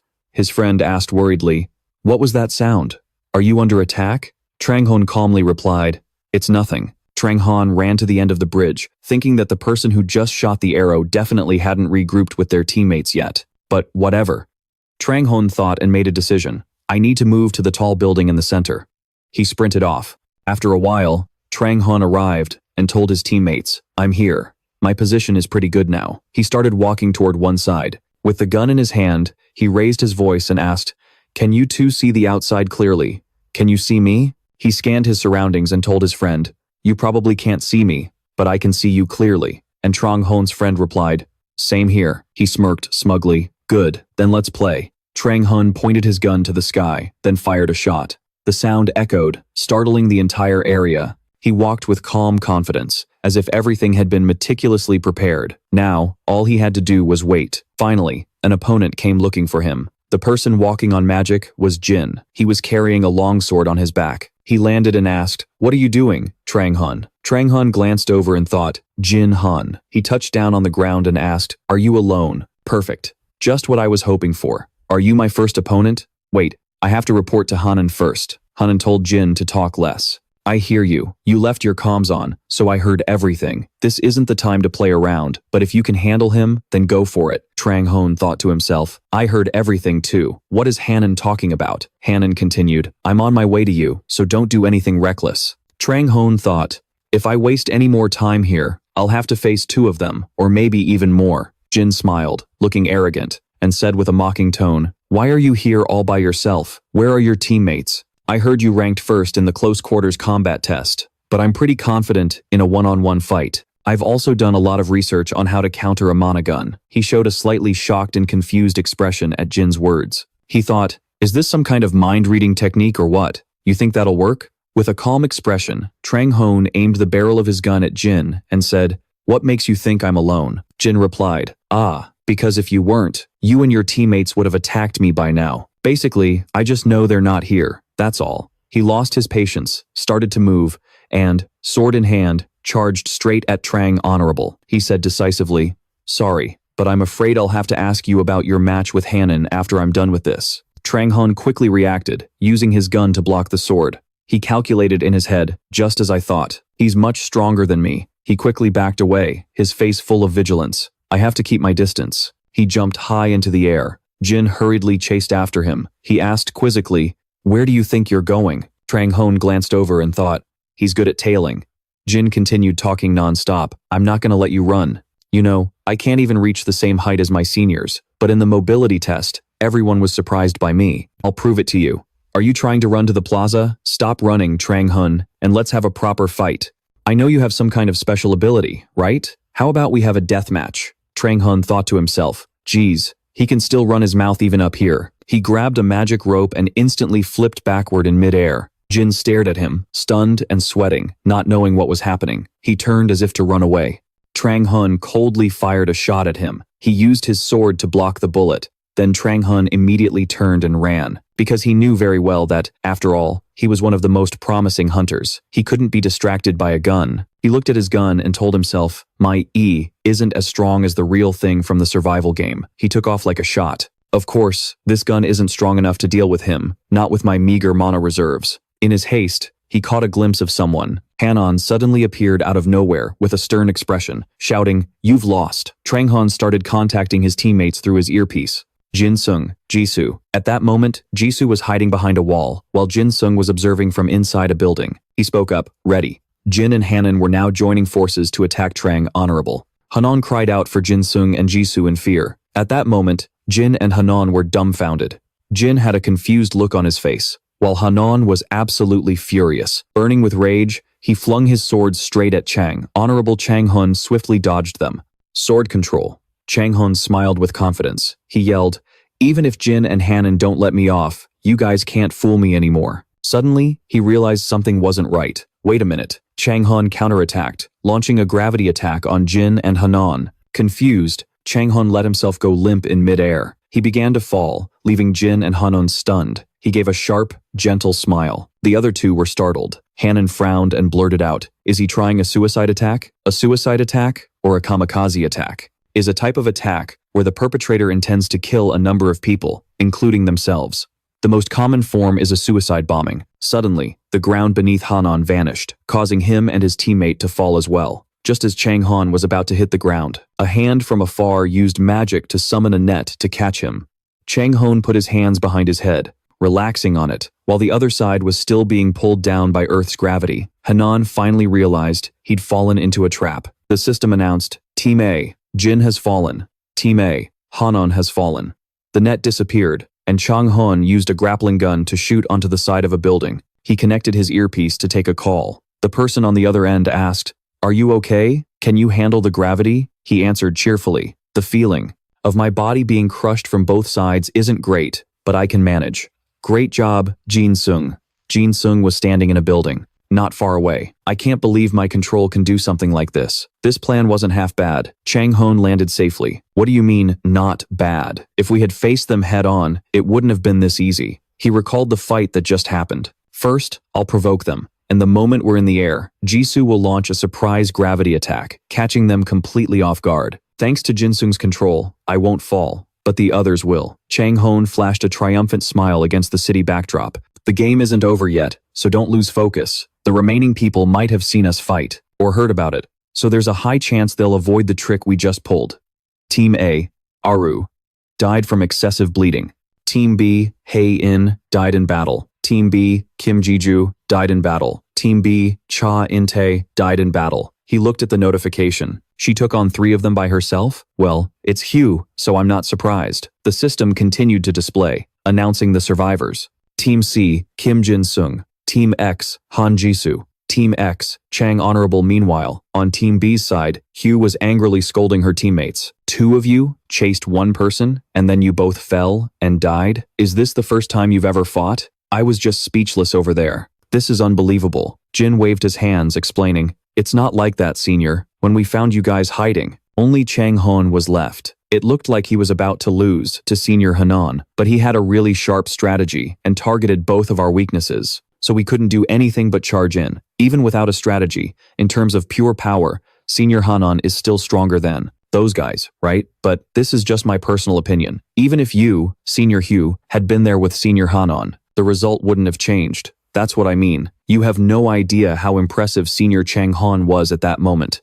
Hanan, who had been sitting silently with his head down, finally spoke up. "Sorry, it was my fault. I should have been more careful." Even though I'd experienced their abilities before, Chang Hon watched the scene, recalling his past self. "Before I regressed, I felt that way too. Instead of grieving over a failed mission or a lost battle, you should review your mistakes and reflect on your performance. Sometimes, it's good to be a little shameless." Suddenly, a voice called him from behind. "Hey." He turned around and saw Jin Sung. He awkwardly scratched his ear, his gaze averted. Then he said, "Sorry for saying all that harsh stuff to you." Seeing Chang Han's stunned silence, he quickly turned away. "If you forgot, then never mind." Behind him, Chang Han smiled faintly. He's the type of guy who would rather die than apologize. What a tsundere. Over on Ara's side, they were also shocked by Chang Hon's victory, never expecting him to defeat them so easily. This was a tactical victory. The result was a complete surprise. Another person said, "I told you that kid was special." Watching on TV, this was never meant to be a test of tactics from the start. Even I was surprised. Even if you knew about Jisoo's and Jin Sung's abilities beforehand, thinking up a strategy on the spot like that is not easy at all. And the fact that he managed to persuade someone who was once his enemy is remarkable in itself. That must be what makes him special. On stage, the stands were packed with spectators. The host excitedly announced, "And here they are, the next generation of hunters. The first round of the main competition has concluded. And now, for the reward for the winners of this round, proudly taking the top spot with a total of 3 points for all surviving members and 2 points for 2 kills. Team C, Chang Hon, Jin Sung, and Jisoo. Please come up to the stage. Each of you will receive a Mana Awakening Stone." Chang Hon smiled politely and bowed his head. Have I just cleared the first hurdle since I regressed? He opened the box to admire the item he had just obtained. With this, I can upgrade my Zenith skill. He continued his introduction, saying the Mana Awakening Stone will increase one's mana pool. It will help you become stronger. Use it and move forward, carrying the future of the Korean hunter community on your shoulders. And after that, conquer the tower as a top-ranked hunter. Shouldn't the goal be to become a hunter on the world stage? However, there are also those who do not qualify to be hunters. The losing team in the 3-on-3 hunter match will have to face an elimination mission. And among them, any player deemed unqualified by the judges will be eliminated from the program. Trang Hee-han thought to himself, since this program is a competition, of course there's an elimination mission. The participants in the elimination mission are the 13 losers from the first match, and among them, Do-jun's picture appeared on the screen. He pointed to the screen. I will briefly explain the elimination mission. This elimination mission is a 2-person triangular point capture battle. 2 people will work together as a team and coordinate their actions. The rules are very simple. To pass this mission, the 2 of you must move together and capture a point within 1 minute. If you fail to capture a point, there is still another way. Kill points. You can collect kill points by taking down other hunters and getting your name on the leaderboard. Since there's an odd number of participants left, you can invite a teammate from the group of contestants who have already passed. In that case, the contestant who has already passed will not be eliminated, even if they score few points. The match will begin in 1 day. Back in his room, Trang Hee-han thought about the mission. I knew it. Those 2 teamed up. If it were me, I'd do the same. Teaming up with the strongest person is probably the easiest way. He saw Do-jun still scrambling around. Hasn't he found a partner yet? Is he going to be eliminated this time? Who knows what the future holds? But right now, this elimination mission is pretty risky. Dujun turned around, saw Trang Hon, and excitedly ran over. He immediately asked, "Hey, Trang Hon, we're from the same school. You'll help me, right? There's no one else." Trang Hon flatly refused. Dujun pleaded, shaking him desperately. "Come on, please." "Oh, right, you taught me how to use a sword, so our relationship is that of a master and disciple, isn't it? What kind of master would watch his disciple die and not save him?" Trang Hon was stunned. "Since when did I become his master? If I'm your master, does that make your academy instructor a grandmaster?" Dujun put on a pitiful expression, his eyes sparkling. He couldn't help but accept. "Fine," he thought to himself. "I'll just help him this one time since I have nothing better to do anyway. Besides, I need a place to test my skills after using the Mana Awakening Stone." He turned his back and said to Dojun, "But you have to follow my plan completely. This is the last time I'm helping you, got it?" The other boy cheered with joy. "I knew I could count on you." Back in his private room, Trang Hon couldn't resist taking out the stone. "This is it. Should I try it right now?" The stone in Trang Hon's hand glowed brightly. The Mana Awakening Stone, when possessed, is gradually absorbed, significantly increasing one's mana. When you consume it, it can upgrade the rank of your skills. Trang Hon sat on his bed and smiled. "Just as I thought, the effects are the same as before." He casually tossed the mana stone into his mouth and swallowed it in one gulp. The effects appeared one by one. Super Sense B+, Mystic Weapon Transformation Rank A, Zenith Eid+, with increasing levels, Zenith Skill. Growth state will be accelerated. With the increase in the Zenith Skills level, the performance of newly developed keyword skills will be enhanced. Trang Hon was enveloped in a dazzling aura of light. Zenith, Awakened Ability. Verbal Strike Enhancement. If you shout the name of the technique while using it, or state the location you will strike before attacking, its destructive power will increase. The shout does not need to correspond to the action. Zenith Awakened Ability, Ether Enhancement. You can indirectly use ether with mana. He raised his hand and pressed the system screen to check his stats. They had increased. Strength 5.1, Reflexes 6.1, Agility 6.6, Stamina 5.6, Recovery 5, and Mana 6. The ranks of my important skills have gone up. My mana also increased by 1. The system explained. With the increase in the Zenith skills level, the performance of newly developed keyword skills will be further enhanced. The keyword skills of Zenith are instantly strengthened. At this level, Ether, which could only be used for restraint, will now have the same destructive power it had back in the survival game. Trang Hon held a gun, a look of excitement on his face. He had already calculated his next moves in his head. He waved his hand to dismiss the system and lay down. Placing his hands behind his head, he formulated his strategy. "Perfect. I've got a plan for tomorrow. Time to get some sleep. There's a lot to do tomorrow." He then gently closed his eyes, rolled onto his side, and fell into a deep sleep. On a small stage, a puppet was being controlled by someone else. It all started with a small club, a club on the brink of collapse. Not long after my first awakening, my abilities began to manifest. At that time, the one who made me an offer was director Kim Ui-jin. He appeared in the form of a puppet, with blood-red eyes and a sinister expression. That puppet said, "Join my team, and I will nurture you. In return, what do you think about unlocking your Zenith potential with your current skills? Then you won't be able to compete." The more he spoke, the more his fanged mouth was revealed, along with his long, lolling tongue. It was as long as a snake's. The puppet looked clearly flustered, raising a hand to cover its mouth and saying, "Unlocking it now is a bit. The effects are still very minimal, but I still want to wait and see." The puppet broke free from its binding strings and sat pensively on a long bench. They still accepted me onto the team, but because I hadn't unlocked my skills, I never got a chance to compete. It was a form of invisible control from the director. His words echoed, "Trang Hon, do you really think you can go out there and compete? Players are just meant to be used. Do you think you're special just because you're a little better in practice matches?" And then, at the very last moment, I chose to unlock my Apex level. The director looked very pleased and laughed out loud. After unlocking my Apex, I continued to grow and rise, lifting the championship trophy and etching my name into legend. But a flower that is forced to bloom early will certainly wither early, too. 1 second I was lifting the trophy, a crown on my head, and the next second, that precious crown immediately fell from my head. Trang Hon's eyes shot open. It turned out he'd been having a nightmare. He bolted upright, still disoriented, and ran a hand through his hair, the memory I wanted to forget the most. But now, The past will not repeat itself. He put on his shoes and started walking. More than anyone, the foundation has been laid for me to start my athletic career, more brilliantly than anyone else. Of course, it'll be difficult for me to win against the top rookies of my generation. I still have many shortcomings. By improving my apex level and then unlocking it, I will reach a place far higher than that past. Die. Already. In the Warriors' assembly room, almost everyone was ready. Do-jun was sitting on a bench, putting on his shoes, when suddenly, a voice came from behind him. You mentally prepared? Do-jun turned to look and saw Trang Hon approaching. He replied, Me? Of course. From warm-ups to strategy, even my mentality is ready. Trang Hon sat down next to him. Strategy? You have your own strategy? Do-jun grinned and pointed at him. It's to do exactly what you say. Trang Hon slapped his own forehead. Knew it. Why did I even bother asking this idiot? Finally, the moment arrived. In the stands, the atmosphere was electric. Thank you for waiting, next generation hunters. Thank you to our audience for being here, to watch the elimination mission. Which contestant will be the first to go home?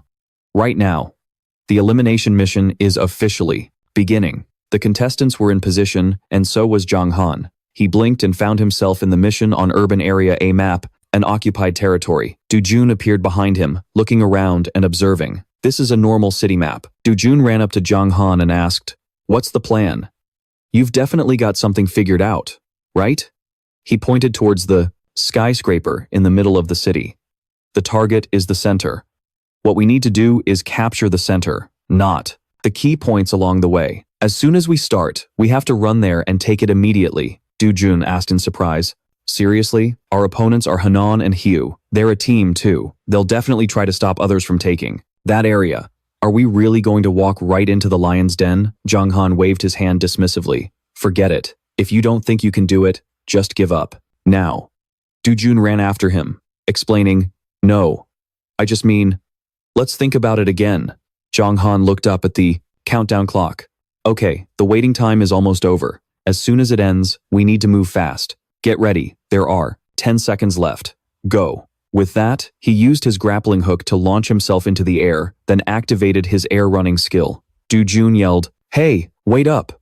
Who knows if Trang Hon heard him, as he continued to sprint desperately, his face filled with determination. No other contestant has mastered air cubes and air anchors like I have. First, I'll get close to the capture point and hit them before they know what's coming.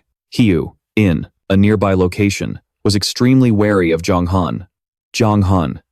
If that bastard wasn't here, I wouldn't have to deal with 3 other people by myself, and we wouldn't have to participate in this stupid elimination mission. Seeing her lose focus, Hanan asked, Hugh, what are you thinking about? She slapped her own head. What else is there to think about other than you getting beaten by Trang Hon? Hanan stood there, remorsefully, in silence. She walked up, looked him straight in the eye, and said, Stop moping and focus on what you need to do. This time, you can't afford to make any mistakes. With that, she walked away. He ran to catch up with her. I get it. But he's not as simple as you think. Hugh replied. Who doesn't know that? I've already thought of everything. In the last match, if I hadn't intentionally hidden some of my skills, I could have survived after taking down 3 people. This time, I'll use every skill I have to secure the win. We won't get eliminated, just because of carelessness. He seems to be a mid-range fighter. From now on, let's use close-range attacks to take them down, in a single blow, as per our basic strategy. Then, the 2 of them headed towards the building. Trang Hon sat by the building's window, twirling the gun in his hand, waiting for his prey to arrive. Still not here? On the other end of the line, Do-jun replied, Well, that's because you were going way too fast. Trang Hon looked down at the city and replied, I've found a good spot. Let's just block them. Once you get here, we'll move straight to the capture point. Below them, another team was on the move. Do-jun was quite worried that other teams would notice them. Are we sure this is a good idea? You grip the gun, a smirk playing on your lips. I have a plan. It's late anyway, so let's just walk right over. When you use the air block and air anchor, make a huge scene to get the other team's attention. With that, you place your finger on the trigger. While the other team's guard was down, Trang Hon fired a bullet that soared right at them. A few minutes later, a system notification popped up. Team Fly, Hanjin has been eliminated in action. A headshot of this caliber. It's on the same level as the E rank I got in the hidden dungeon of the survival game. Like Eon? No, he's even better than my past self. The last remaining member of Team F quickly tried to run, but in the end, he couldn't escape your sights. Team F has been eliminated, Dujun called, asking worriedly. I just heard a loud noise up ahead. Did you hear that? Is someone fighting there? Are we even going the right way? Trang Hon replied calmly. That was my gunshot. The voice on the other end sounded a bit surprised. Huh? You were just in a fight? Trang Hon didn't answer, simply giving Dojun his location. Take a right from your original direction. 9 o'clock, 3 blocks over. I'm on the second floor of the green glass building, right there. Come here. As soon as he hung up, Trang Hon went into cold-blooded mode. His sharp eyes scanned the area. Whose kill points are these? Outside, Ara slammed the table in frustration. She couldn't believe what had just happened. Min Sok stroked his chin with interest and said, What did I tell you? I heard he really has an ability related to guns, right? Ara replied, That's possible, but I think it's more likely a newly developed skill. Min Sok added his opinion. But he handled a gun so well from the very first day. Still, something felt off to Ara. But if that were true, he wouldn't have needed to find the secret dungeon in the survival game. Even during practice, he only shot to suppress. He's never been this serious before. This means the apex level can be enhanced under certain conditions. While they were arguing, one person was observing quietly. Chairman. The group turned to look behind them. Ara was a little startled. What brings you here, sir? Duchal smiled and said, Please, remain seated. I came because I heard there was an interesting character, so I thought I'd come see for myself. Min Sok was also surprised. The association chairman himself? Are you after him too, sir? The man leaned in close to his face, startling him. He denied it. No, not at all. I've already been rejected once. He's very confident. If I'd known this day would come, I would have offered a higher price. Do you regret it, sir? No, I don't dwell on the past. I only look for ways to move forward. I hope his future plans will include me. Hearing that, the other three looked at the chairman in unison. Duchiol stroked his beard, laughing. A bit forward of me, wasn't it? But I'm serious. Min Sok nodded along. But in reality, a different thought was crossing his mind as he watched the man's departing back.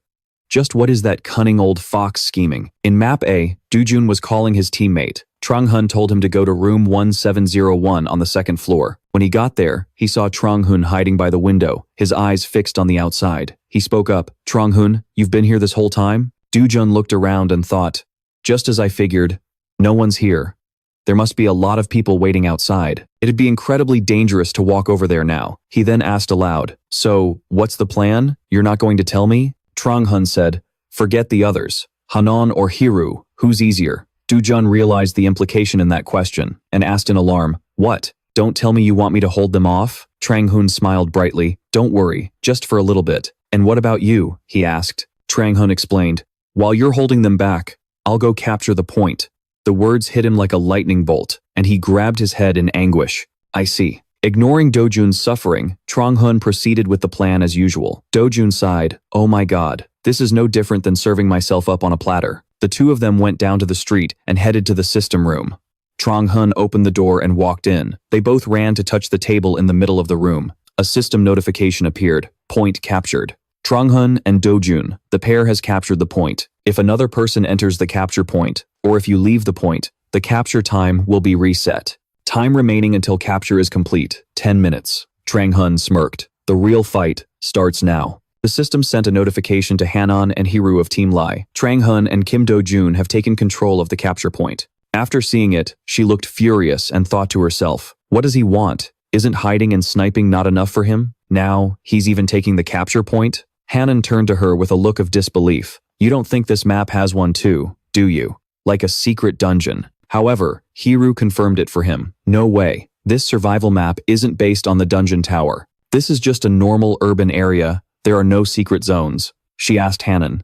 Based on your combat experience, what do you think? Going into the capture point now is no different than walking into a trap.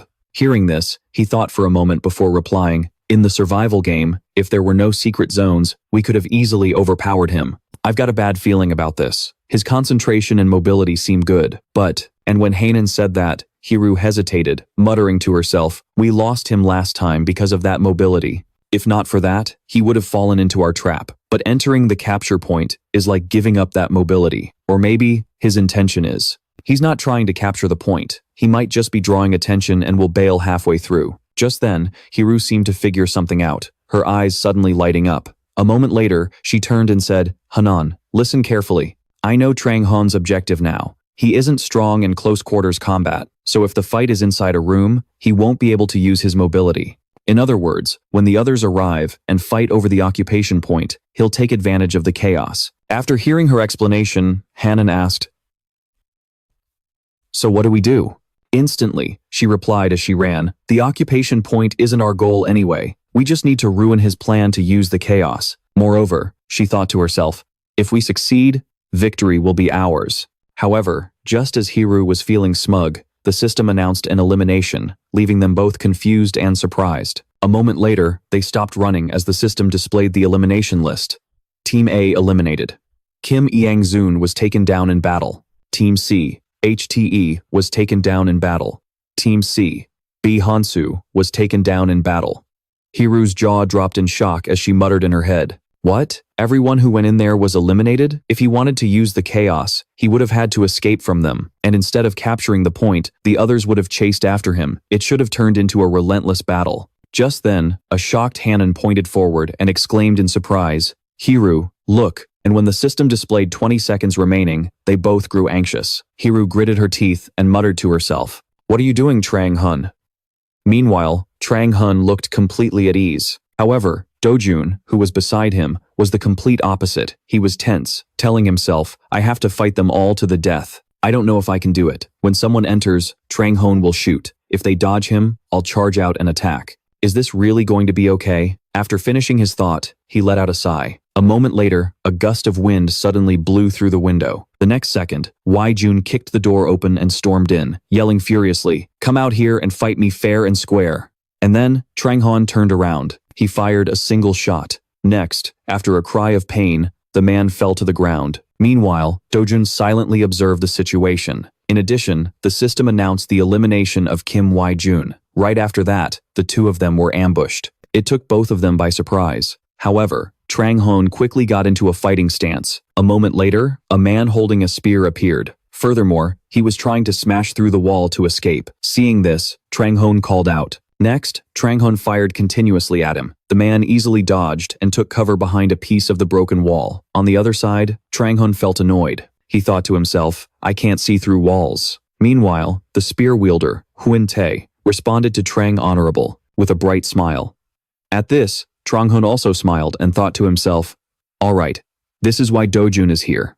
The next second, he sprang into action. Dojun was clashing swords with Huin Tae, letting out a shout as he fought. A moment later, HT approached from behind, and Trang Hon glanced back, thinking, "They're both really fast." He activated his supervision skill to engage. In an instant, he had locked onto them and muttered in his mind, "Perfect angle." Immediately, with two guns in hand, Trang Hon put a bullet in each of them. And as they fell, the system made an announcement. Team C, HTE, was taken down in battle. Team C, Hansu, was taken down in battle. On the other hand, he turned and asked the system, "How much time is left?" Next, the system responded, 32 seconds remaining. So he muttered, "Half the time is left. With our current points, we'd win the elimination mission. But that's not what I want. The goal is to wipe everyone out." After a while, Hanon and Hiru arrived at the location, and as soon as she saw the scene before her, she was stunned. In front of Hiru was a pile of rubble, with dust rising everywhere. A second later, she yelled, "Hanon." He immediately understood her meaning and replied, "Got it." However, Trang Hon had already aimed his gun at them. However, instead of shooting them, he chose to shoot a nearby wall. Afterwards, both Hiru and Hanon charged forward to attack him, but something unexpected happened. The wall he had just shot suddenly began to show multiple cracks. This left Dojun completely astonished, staring at it without blinking. Moreover, he unconsciously muttered, "Huh?" Meanwhile, Trang Hon just smiled. Very quickly, the wall collapsed soon after, and he yelled out, "The building is collapsing." In addition, Hiru also noticed and silently wondered, "The occupation point is collapsing. What's going to happen now?" Just then, the system announced, 17 seconds remaining. And so she said, "The countdown is still going. Time's almost up. Let's go, Hanon." Hearing that, he quickly replied, "Yeah." A second later, several bullets emerged from the thick cloud of dust, followed by terrified screams. A second later, she turned to look in that direction. Next, the system made another announcement. Team B eliminated. Aza was taken down in battle. Team B, Hunu, was taken down in battle. Team D, Eon Zung, was taken down in battle. The fight ended right after. Hiru looked around and thought to himself, "It's over." What? How am I supposed to answer? Where did that come from? Suddenly, a box appeared in the black smoke, and with it, the system issued another notification. Team Daily Hell has been eliminated in battle. And a thought crossed her mind.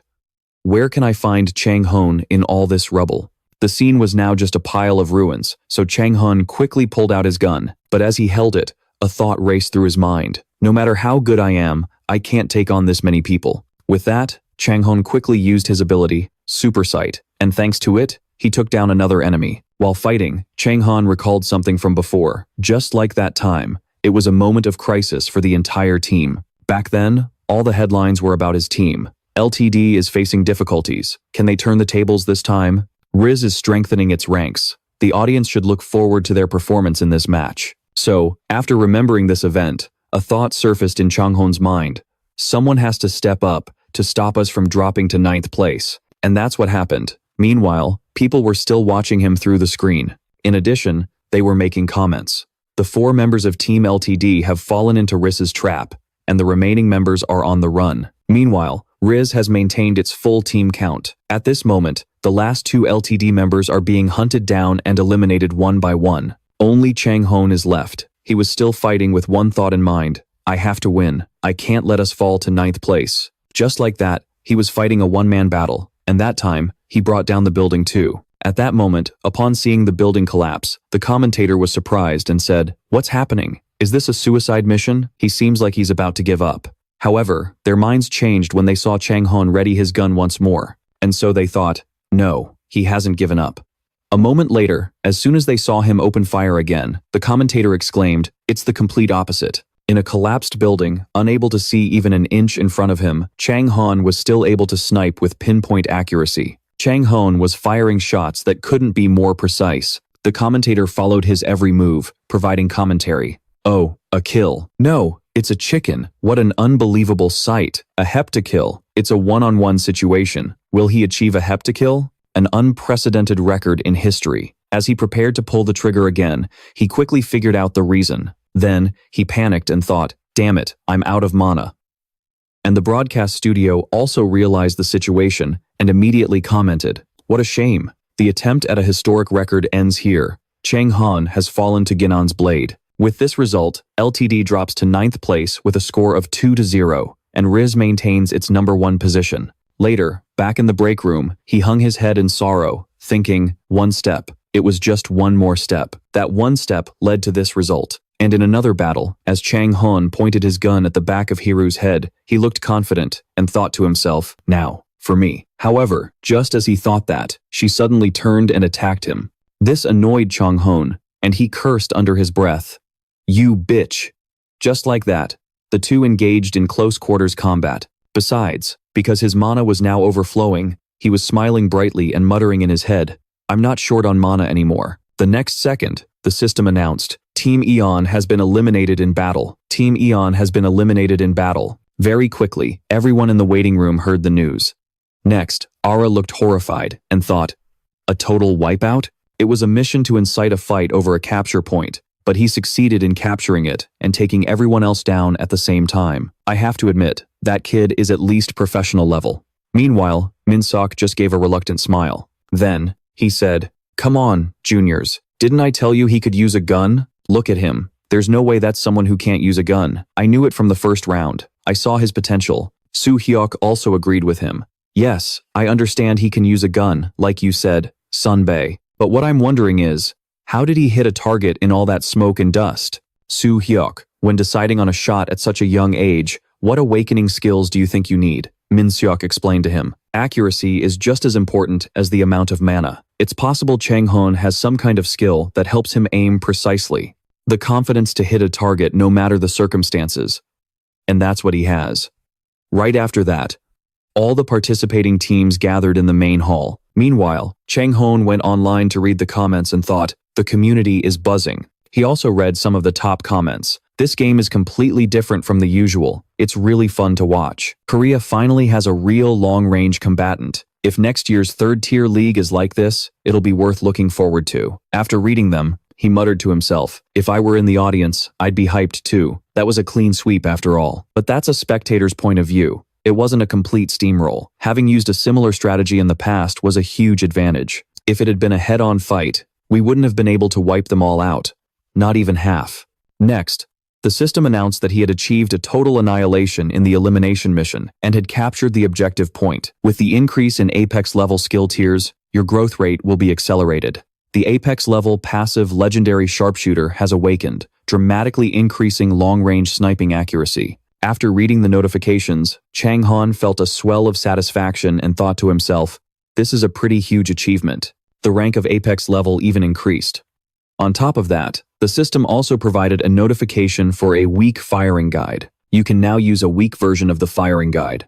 After a moment, Dojun turned to him and asked, "Hey, you were holding back this entire time, weren't you? Those last few shots were insane. Can I touch your gun?" But Trang Hon just replied with a long sigh. Seeing this, his friend pressed on, "Come on, if you had enough mana to just wipe everyone out with a gun, you should have told me sooner. And besides, how did you aim and hit every single target through all that dust?" After hearing Dojun's questions, he simply replied with indifference. Instinct. This annoyed his friend, who snapped, "Seriously, is that how you treat your one and only friend? The Trang Hon I knew before wasn't like this at all." Hearing that, he quickly asked, "So what do you think of me now?" And with brutal honesty, his friend replied, "A stingy cheapskate." At that moment, Trang Hon glanced at him while thinking to himself, wait a minute, did he just say only friend? Come to think of it, ever since I regressed, there's been no one else besides this guy that I could call a friend. Are my relationships really that limited? A moment later, the Hunter tournament judges finally appeared. Aura was the first to speak. Not everyone can become a hunter. Whether or not you have talent determines everything. It's a harsh reality. The Next Generation Hunter League seeks out talents who can stand at the top of the next generation. This makes the competition even more grueling. Therefore, you have all done well to survive and have earned this opportunity to advance. Congratulations. Should we set off some fireworks to celebrate? No. You are merely at the starting line. Welcome to the Hunter League.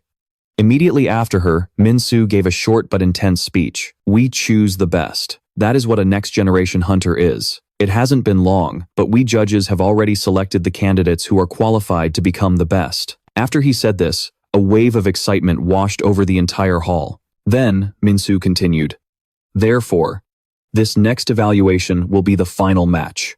In other words, this is the final evaluation match. Of course, it will be a standard 7 versus 7 hunter match. Teams will be assigned today, and the match will begin in 1 week. The MVP of the winning team will become the champion, and the runner-up will be the player with the most outstanding performance from that same winning team. And for this final match, a special guest will be making an appearance.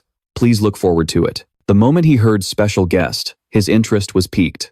A special guest, he wondered to himself. A while later, everyone had left the hall. As Trang Hon was walking with Dojun, someone suddenly called his name, Trang Hon. When he turned his head, he saw 2 middle-aged men arguing with each other. The first to speak was the man without glasses, who said quickly, "I'm Hein. I'm recruiting members on behalf of the Film Festival Club. Could you spare a moment?"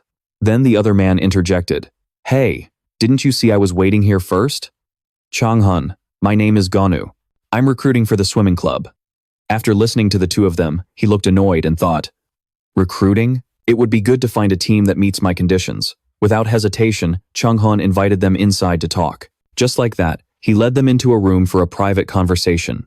After a moment, he spoke first. "All right. So, first of all, since so many people have come to see me, let's start with you presenting your conditions, and we can talk after that." Meanwhile, there was another person in the room besides the first two, and he chose this moment to speak up. "I am Yu Chon, a coach at the S Private Academy. I've been watching your matches and have taken notice of your excellent talent. You must have heard of our academy. We can help you debut in the 2nd-tier league. No, the 1st tier. We can even get you to the international stage through the school's exchange programs. If you join the academy, we will arrange an international exchange program for you, and we'll assign a coach to personally train you while you're abroad." After hearing these words, Trang Hon fell silent for a moment, thinking. After a pause, he spoke again, "I apologize, but there are a lot of people here. Could you please summarize the most unique parts of your offer?" This flustered the man, and he stammered, unable to form a coherent sentence. However, Yu Cheon was also sharp-witted. He quickly recovered and laid out an attractive offer. "We will provide you with a signing bonus of 100 million won and an annual salary of 200 million won. That's about 70,000 US dollars. What do you say? But he was immediately outbid by someone else, who raised their hand. Just the signing bonus is 300 million won, not including salary. We can't disclose the exact salary amount, but I guarantee you won't be disappointed when you hear it. Trang Hon was a bit hesitant and thought to himself, 300 million won. The signing bonus and the offer are good, but what I want is to choose my own teammates. Maybe it's best not to join any team at all. Heo also jumped in to make his own offer. We can also give you a 300 million won signing bonus. As for the salary, we can negotiate. Besides, my team is willing to meet any additional terms you might want. At this point, Trang Hon stated his condition. How about this? I want to form a team with members that I choose myself. Is there anyone who can meet that condition? Hearing this, the man was so taken aback, he was speechless, while Heo stammered, well, Seeing that neither of them could give a firm answer, Trang Hon looked at them and muttered to himself, I guess not. After some discussion, neither side could find common ground, so he said, let's end it here for today. And then, one of the three spoke up, here's my business card. Please get in touch, anytime, if you change your mind. I will consult with the director and contact you again if we can change the offer. Just when he thought everyone was about to leave, Trang Hon closed his eyes, bowed his head, and thought, for a beginner, those are some impressive offers. But just then, when he opened his eyes and saw Gongju was still there, he was a little startled. Trang Hon asked him directly, is there something else you'd like to discuss? Gongju handed him a business card as he replied, allow me to introduce myself. I'm Gongju, a recruiter for Team P. Oh, we can meet the condition you just mentioned. With the business card in his hand, Trang Hon couldn't hide his surprise. He even asked himself, if they had played in the first or second division, I would have at least heard their name.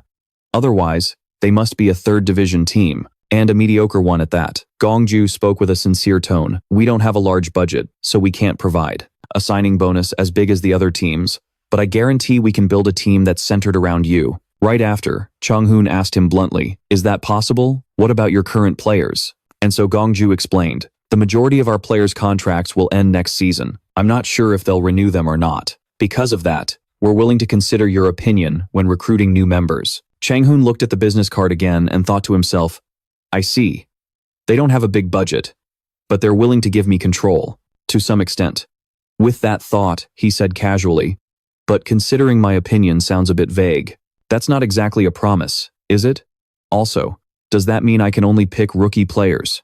The team will be full of rookies then. Gongju quickly made a suggestion. Why don't you discuss it directly with our director? It seems he's taken a great liking to you. He was insistent that I recruit you, no matter what it takes. And so, he agreed to the idea. A moment later, with a sincere look, Gongju stood up and said nervously, we would be very grateful if you would consider our offer. If possible, I hope you'll at least meet our director in person. Trang Hon quickly replied, sure, I'll think about it. And just like that, Gongju left. Shortly after, with 4 business cards on the table, including SB, LHR, and SE, he began calculating in his head. I can choose one of the reputable third division teams with a huge signing bonus and get to pick 1 or 2 teammates, or Team P.O., a bottom tier team in the third division that will let me form a team of rookies. In the end, it all depends on how well I do. Without lingering in the room, Trang Hon opened the door and stepped outside.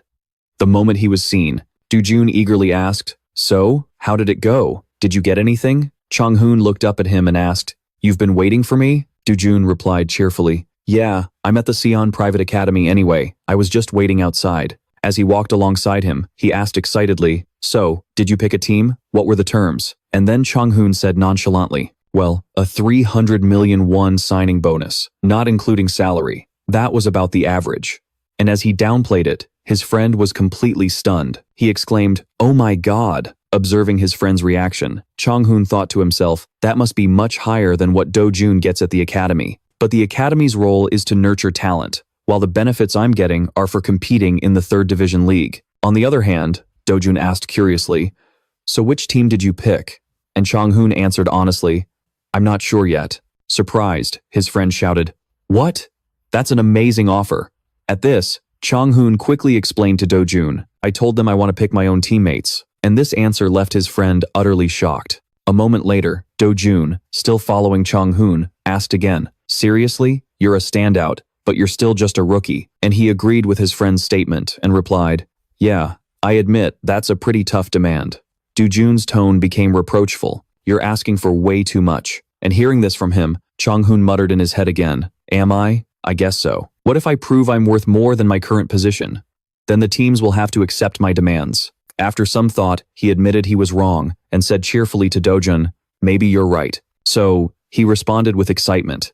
Then you'll reconsider, right? However, Trang Hon replied, of course not. If I'm demanding too much for my current position, then I just need to climb higher, right? Meanwhile, Hanan had just stepped out of the meeting room. He was feeling annoyed and couldn't stop complaining. Hanan recalled the recent conversation. At that time, someone had made him an offer. Mr. Hanan, what do you think? I guarantee that no other team will give you such a generous offer. However, he refused. Wait, I'm still a member of the Say Private Academy. But the person persisted with another offer. Besides the signing bonus, we'll also cover your contract termination fee. Please give us a chance. That's why he was now feeling annoyed, muttering to himself, they wouldn't even listen to what I was saying. Hanan was confused because he had just received a text message that read, see, you shouldn't have given them a chance to talk to you. After reading the message, he smirked and thought to himself, perfect timing. I wonder where he's headed. The person Hanan was referring to was Trang, honorable. Moreover, he was silently praising him in his mind. He really is the #1 marksman in the Korean Hunter League. It's unbelievable that he can pull off those things under such high pressure.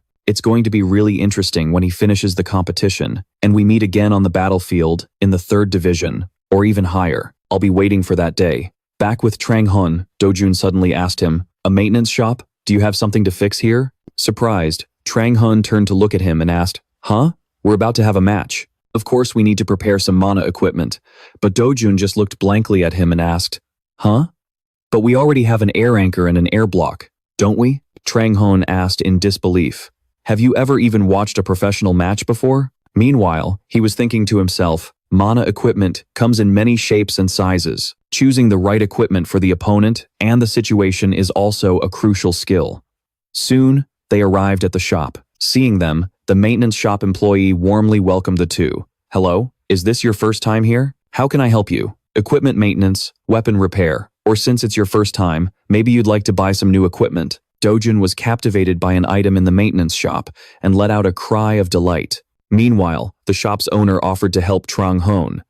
Would you like me to guide you on how to choose mana equipment? And he replied, ah, yes. Trang Hon pointed at him and said, this idiot here doesn't know a thing about mana equipment. This left Dojun so surprised he was speechless. Next, she enthusiastically explained, I'm sure you guys already know about air anchors and air blocks, right? But besides those, there are many other types of mana equipment. Mana equipment can be classified into 4 general categories: equipment for offense, equipment for defense, and equipment for mobility, like the air anchor. However, he had a question and asked, but that's only 3 types. So, she explained again. The last one isn't really a category. It's more like a miscellaneous group for things that don't fall into the other 3, called specialized mana equipment. Their performance varies greatly, and they are often custom designed, so it's hard to explain them in detail. After hearing her explanation, Dojun turned to him and asked, so we're here to pick out some specialized mana equipment? Trang Hon replied bluntly, of course not. Weren't you listening to the explanation? Specialized mana equipment is custom ordered. It's not readily available for you.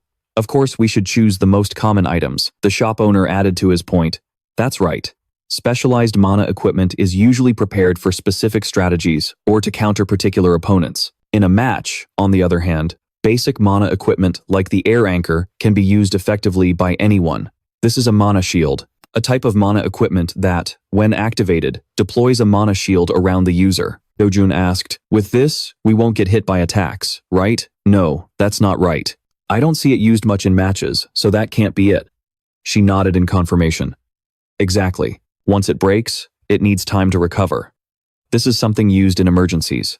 After seeing Dojun continuously asking questions, Trang Hon asked him, you really don't know anything about mana equipment, do you? Dojun answered honestly, well, I've never had the chance to use it before. Trang Hon had no choice but to explain it to him. First of all, this is mostly used by long-range opponents. Close-range fighters usually have their own means of self-defense, but long and mid-range fighters often don't, so they need to use these to hold their ground and create opportunities to counterattack. You need to understand the principles, which type of equipment is suitable for which type of opponent or those with special characteristics, how to maximize their effectiveness, and how to make them work together like interlocking gears. Trang Hon then began to teach Dojun how to use the mana bomb drone. With just one throw from the kid, a huge explosion erupted. Right after, he picked it up again and told him, "This is an explosive mana device, a mana bomb drone. What kind of situation do you think it's good for?" Dojun thought for a moment and replied, "It looks like it was made to be attached to something.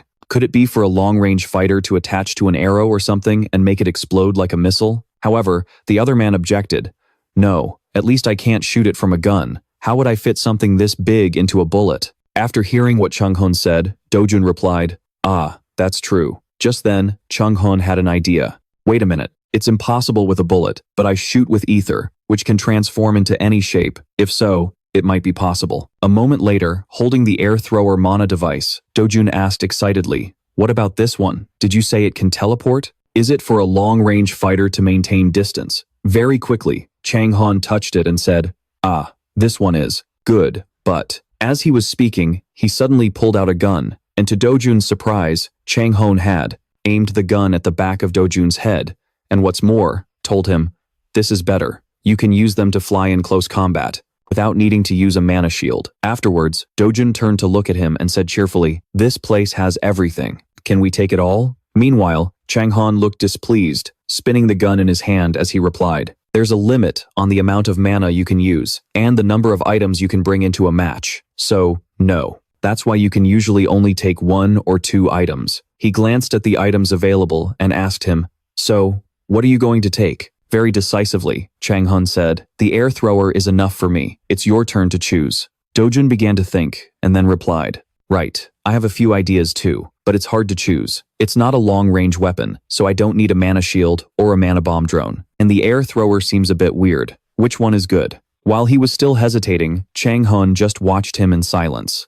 After a moment, Trang Hon suddenly looked surprised, while the other boy pointed at an item and asked him, "What about this one?" When he didn't get a response, Dojun turned towards Chang Honorable. A moment later, he too wore the same surprised expression. They looked that way because they had suddenly appeared at the Hunter tournament venue. Scene change.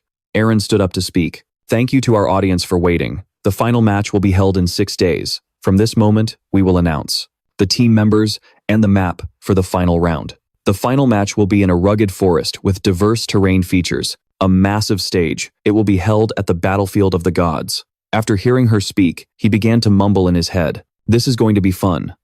A dungeon inspired by the Tower Dungeon. I've fought here a few times, so I already know its features." She pointed to one side and continued, "Next, based on the results, we will introduce the members, divided into 2 teams. First up, Blue Team." Immediately, the screen displayed, "Blue Team, Jujin Jisoo." He also said, "Next is Red Team," and then the screen displayed the list of names. Red Team, Trang Hon, Hanan, Dojun, Jin Sung. Aran added, "After announcing the members of each team, we hope to see great teamwork." Hearing this, he thought to himself, teamwork, with a team that was just formed a week ago? At this time, Minsok made another announcement. And next, a surprise announcement. Then, Surak continued for him.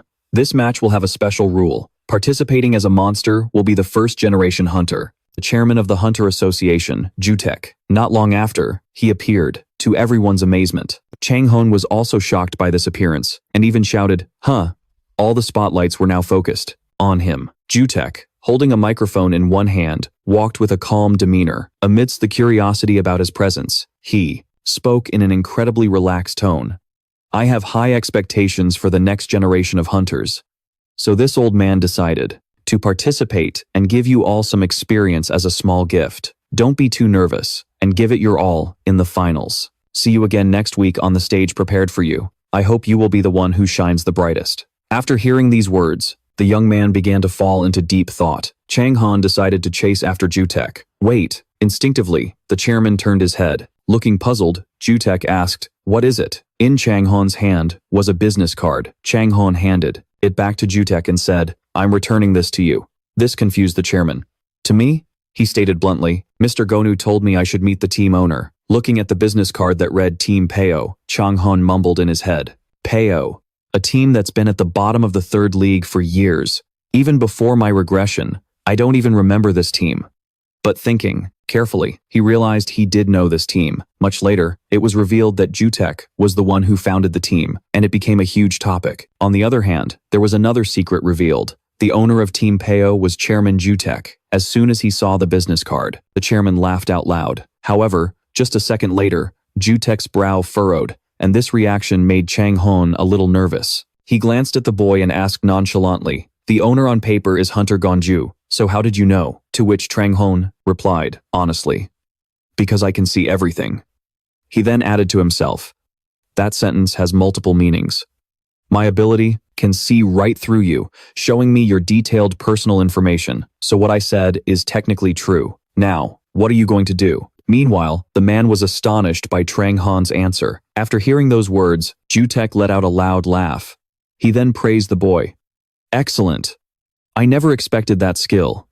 Let me formally introduce myself. Although I'm not standing before you right now, I am Jutek, the true owner of Team PE and the chairman of the Hunters Association. I thought my previous recruitment efforts and Gonju's offer had failed, but have you had a change of heart?"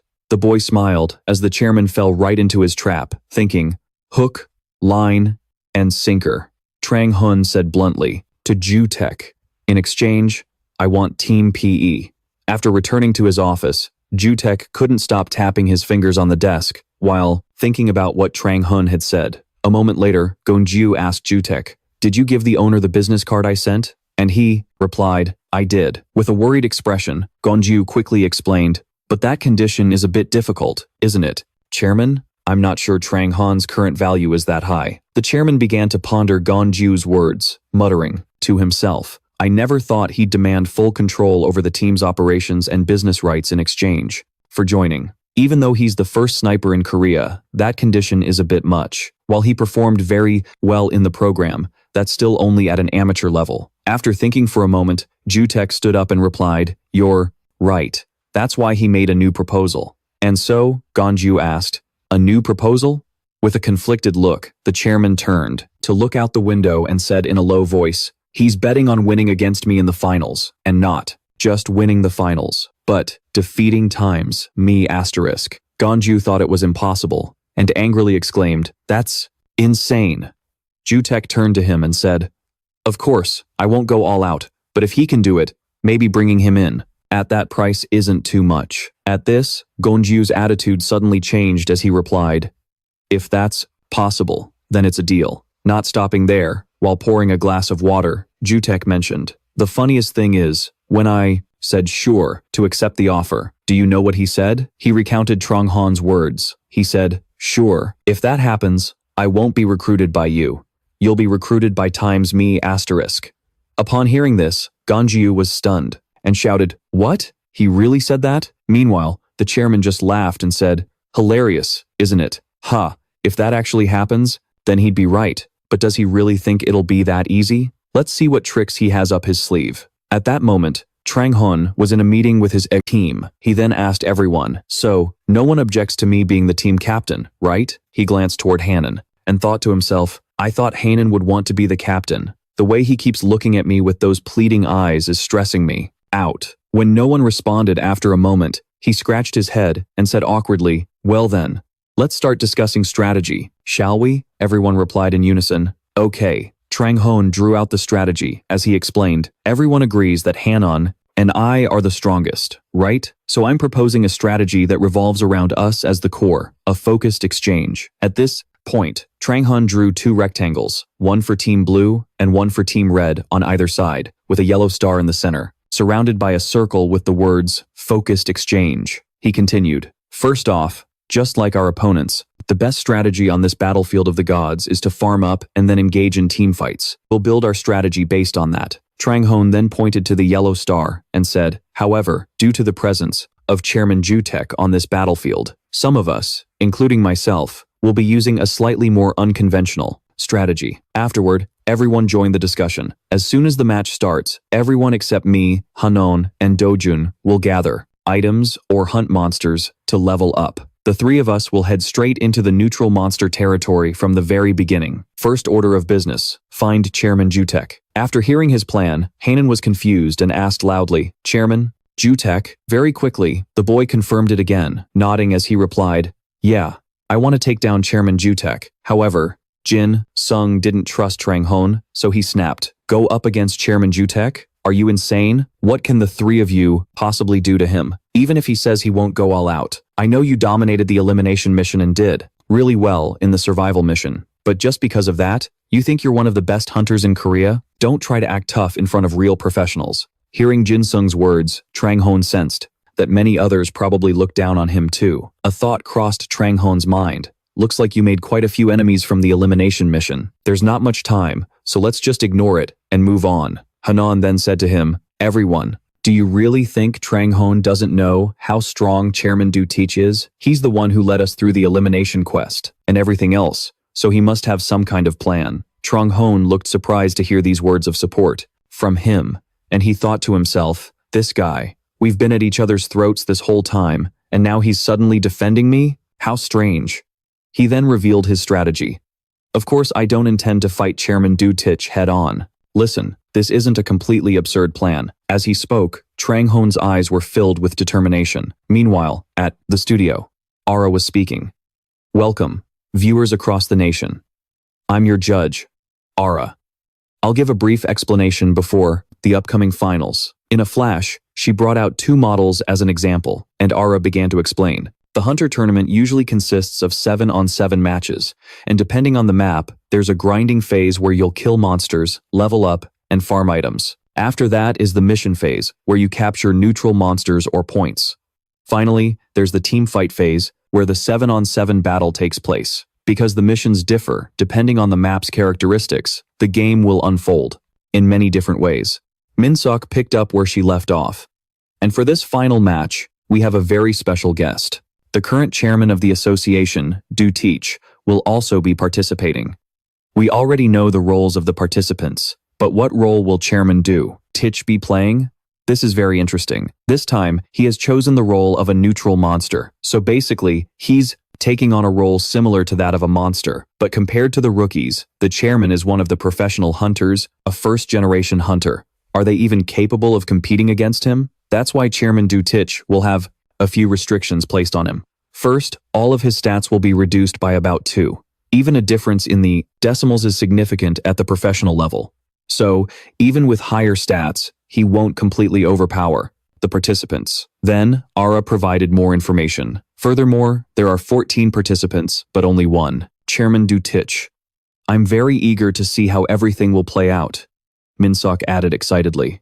"Yes, we have a lot of viewers, eagerly awaiting the finals. This week, we've prepared so much, with the top rookies and the top veteran hunter, Du Teach, facing off. This promises to be an extremely thrilling match." After the filming wrapped up, everyone on set said in unison, "Good work, everyone." As Min-seok was getting ready to leave, Ara asked him, "Senior, what do you think about the finals?" "Senior Min-seok, you've always supported Trang Hon, like you're his #1 fan, right? Do you think Trang Hon will win this time too?" "I'm not in the mood to argue with you today. However," he replied, "no, I don't think he'll win." "What do you think is the significance of Chairman Du Teach choosing to be in the neutral monsters territory?" Ara thought for a moment and replied, "I think he wants to face each opponent and judge the winner for himself." Min-seok agreed with her answer. "Exactly. But if that's the case, then there's no room for an upset.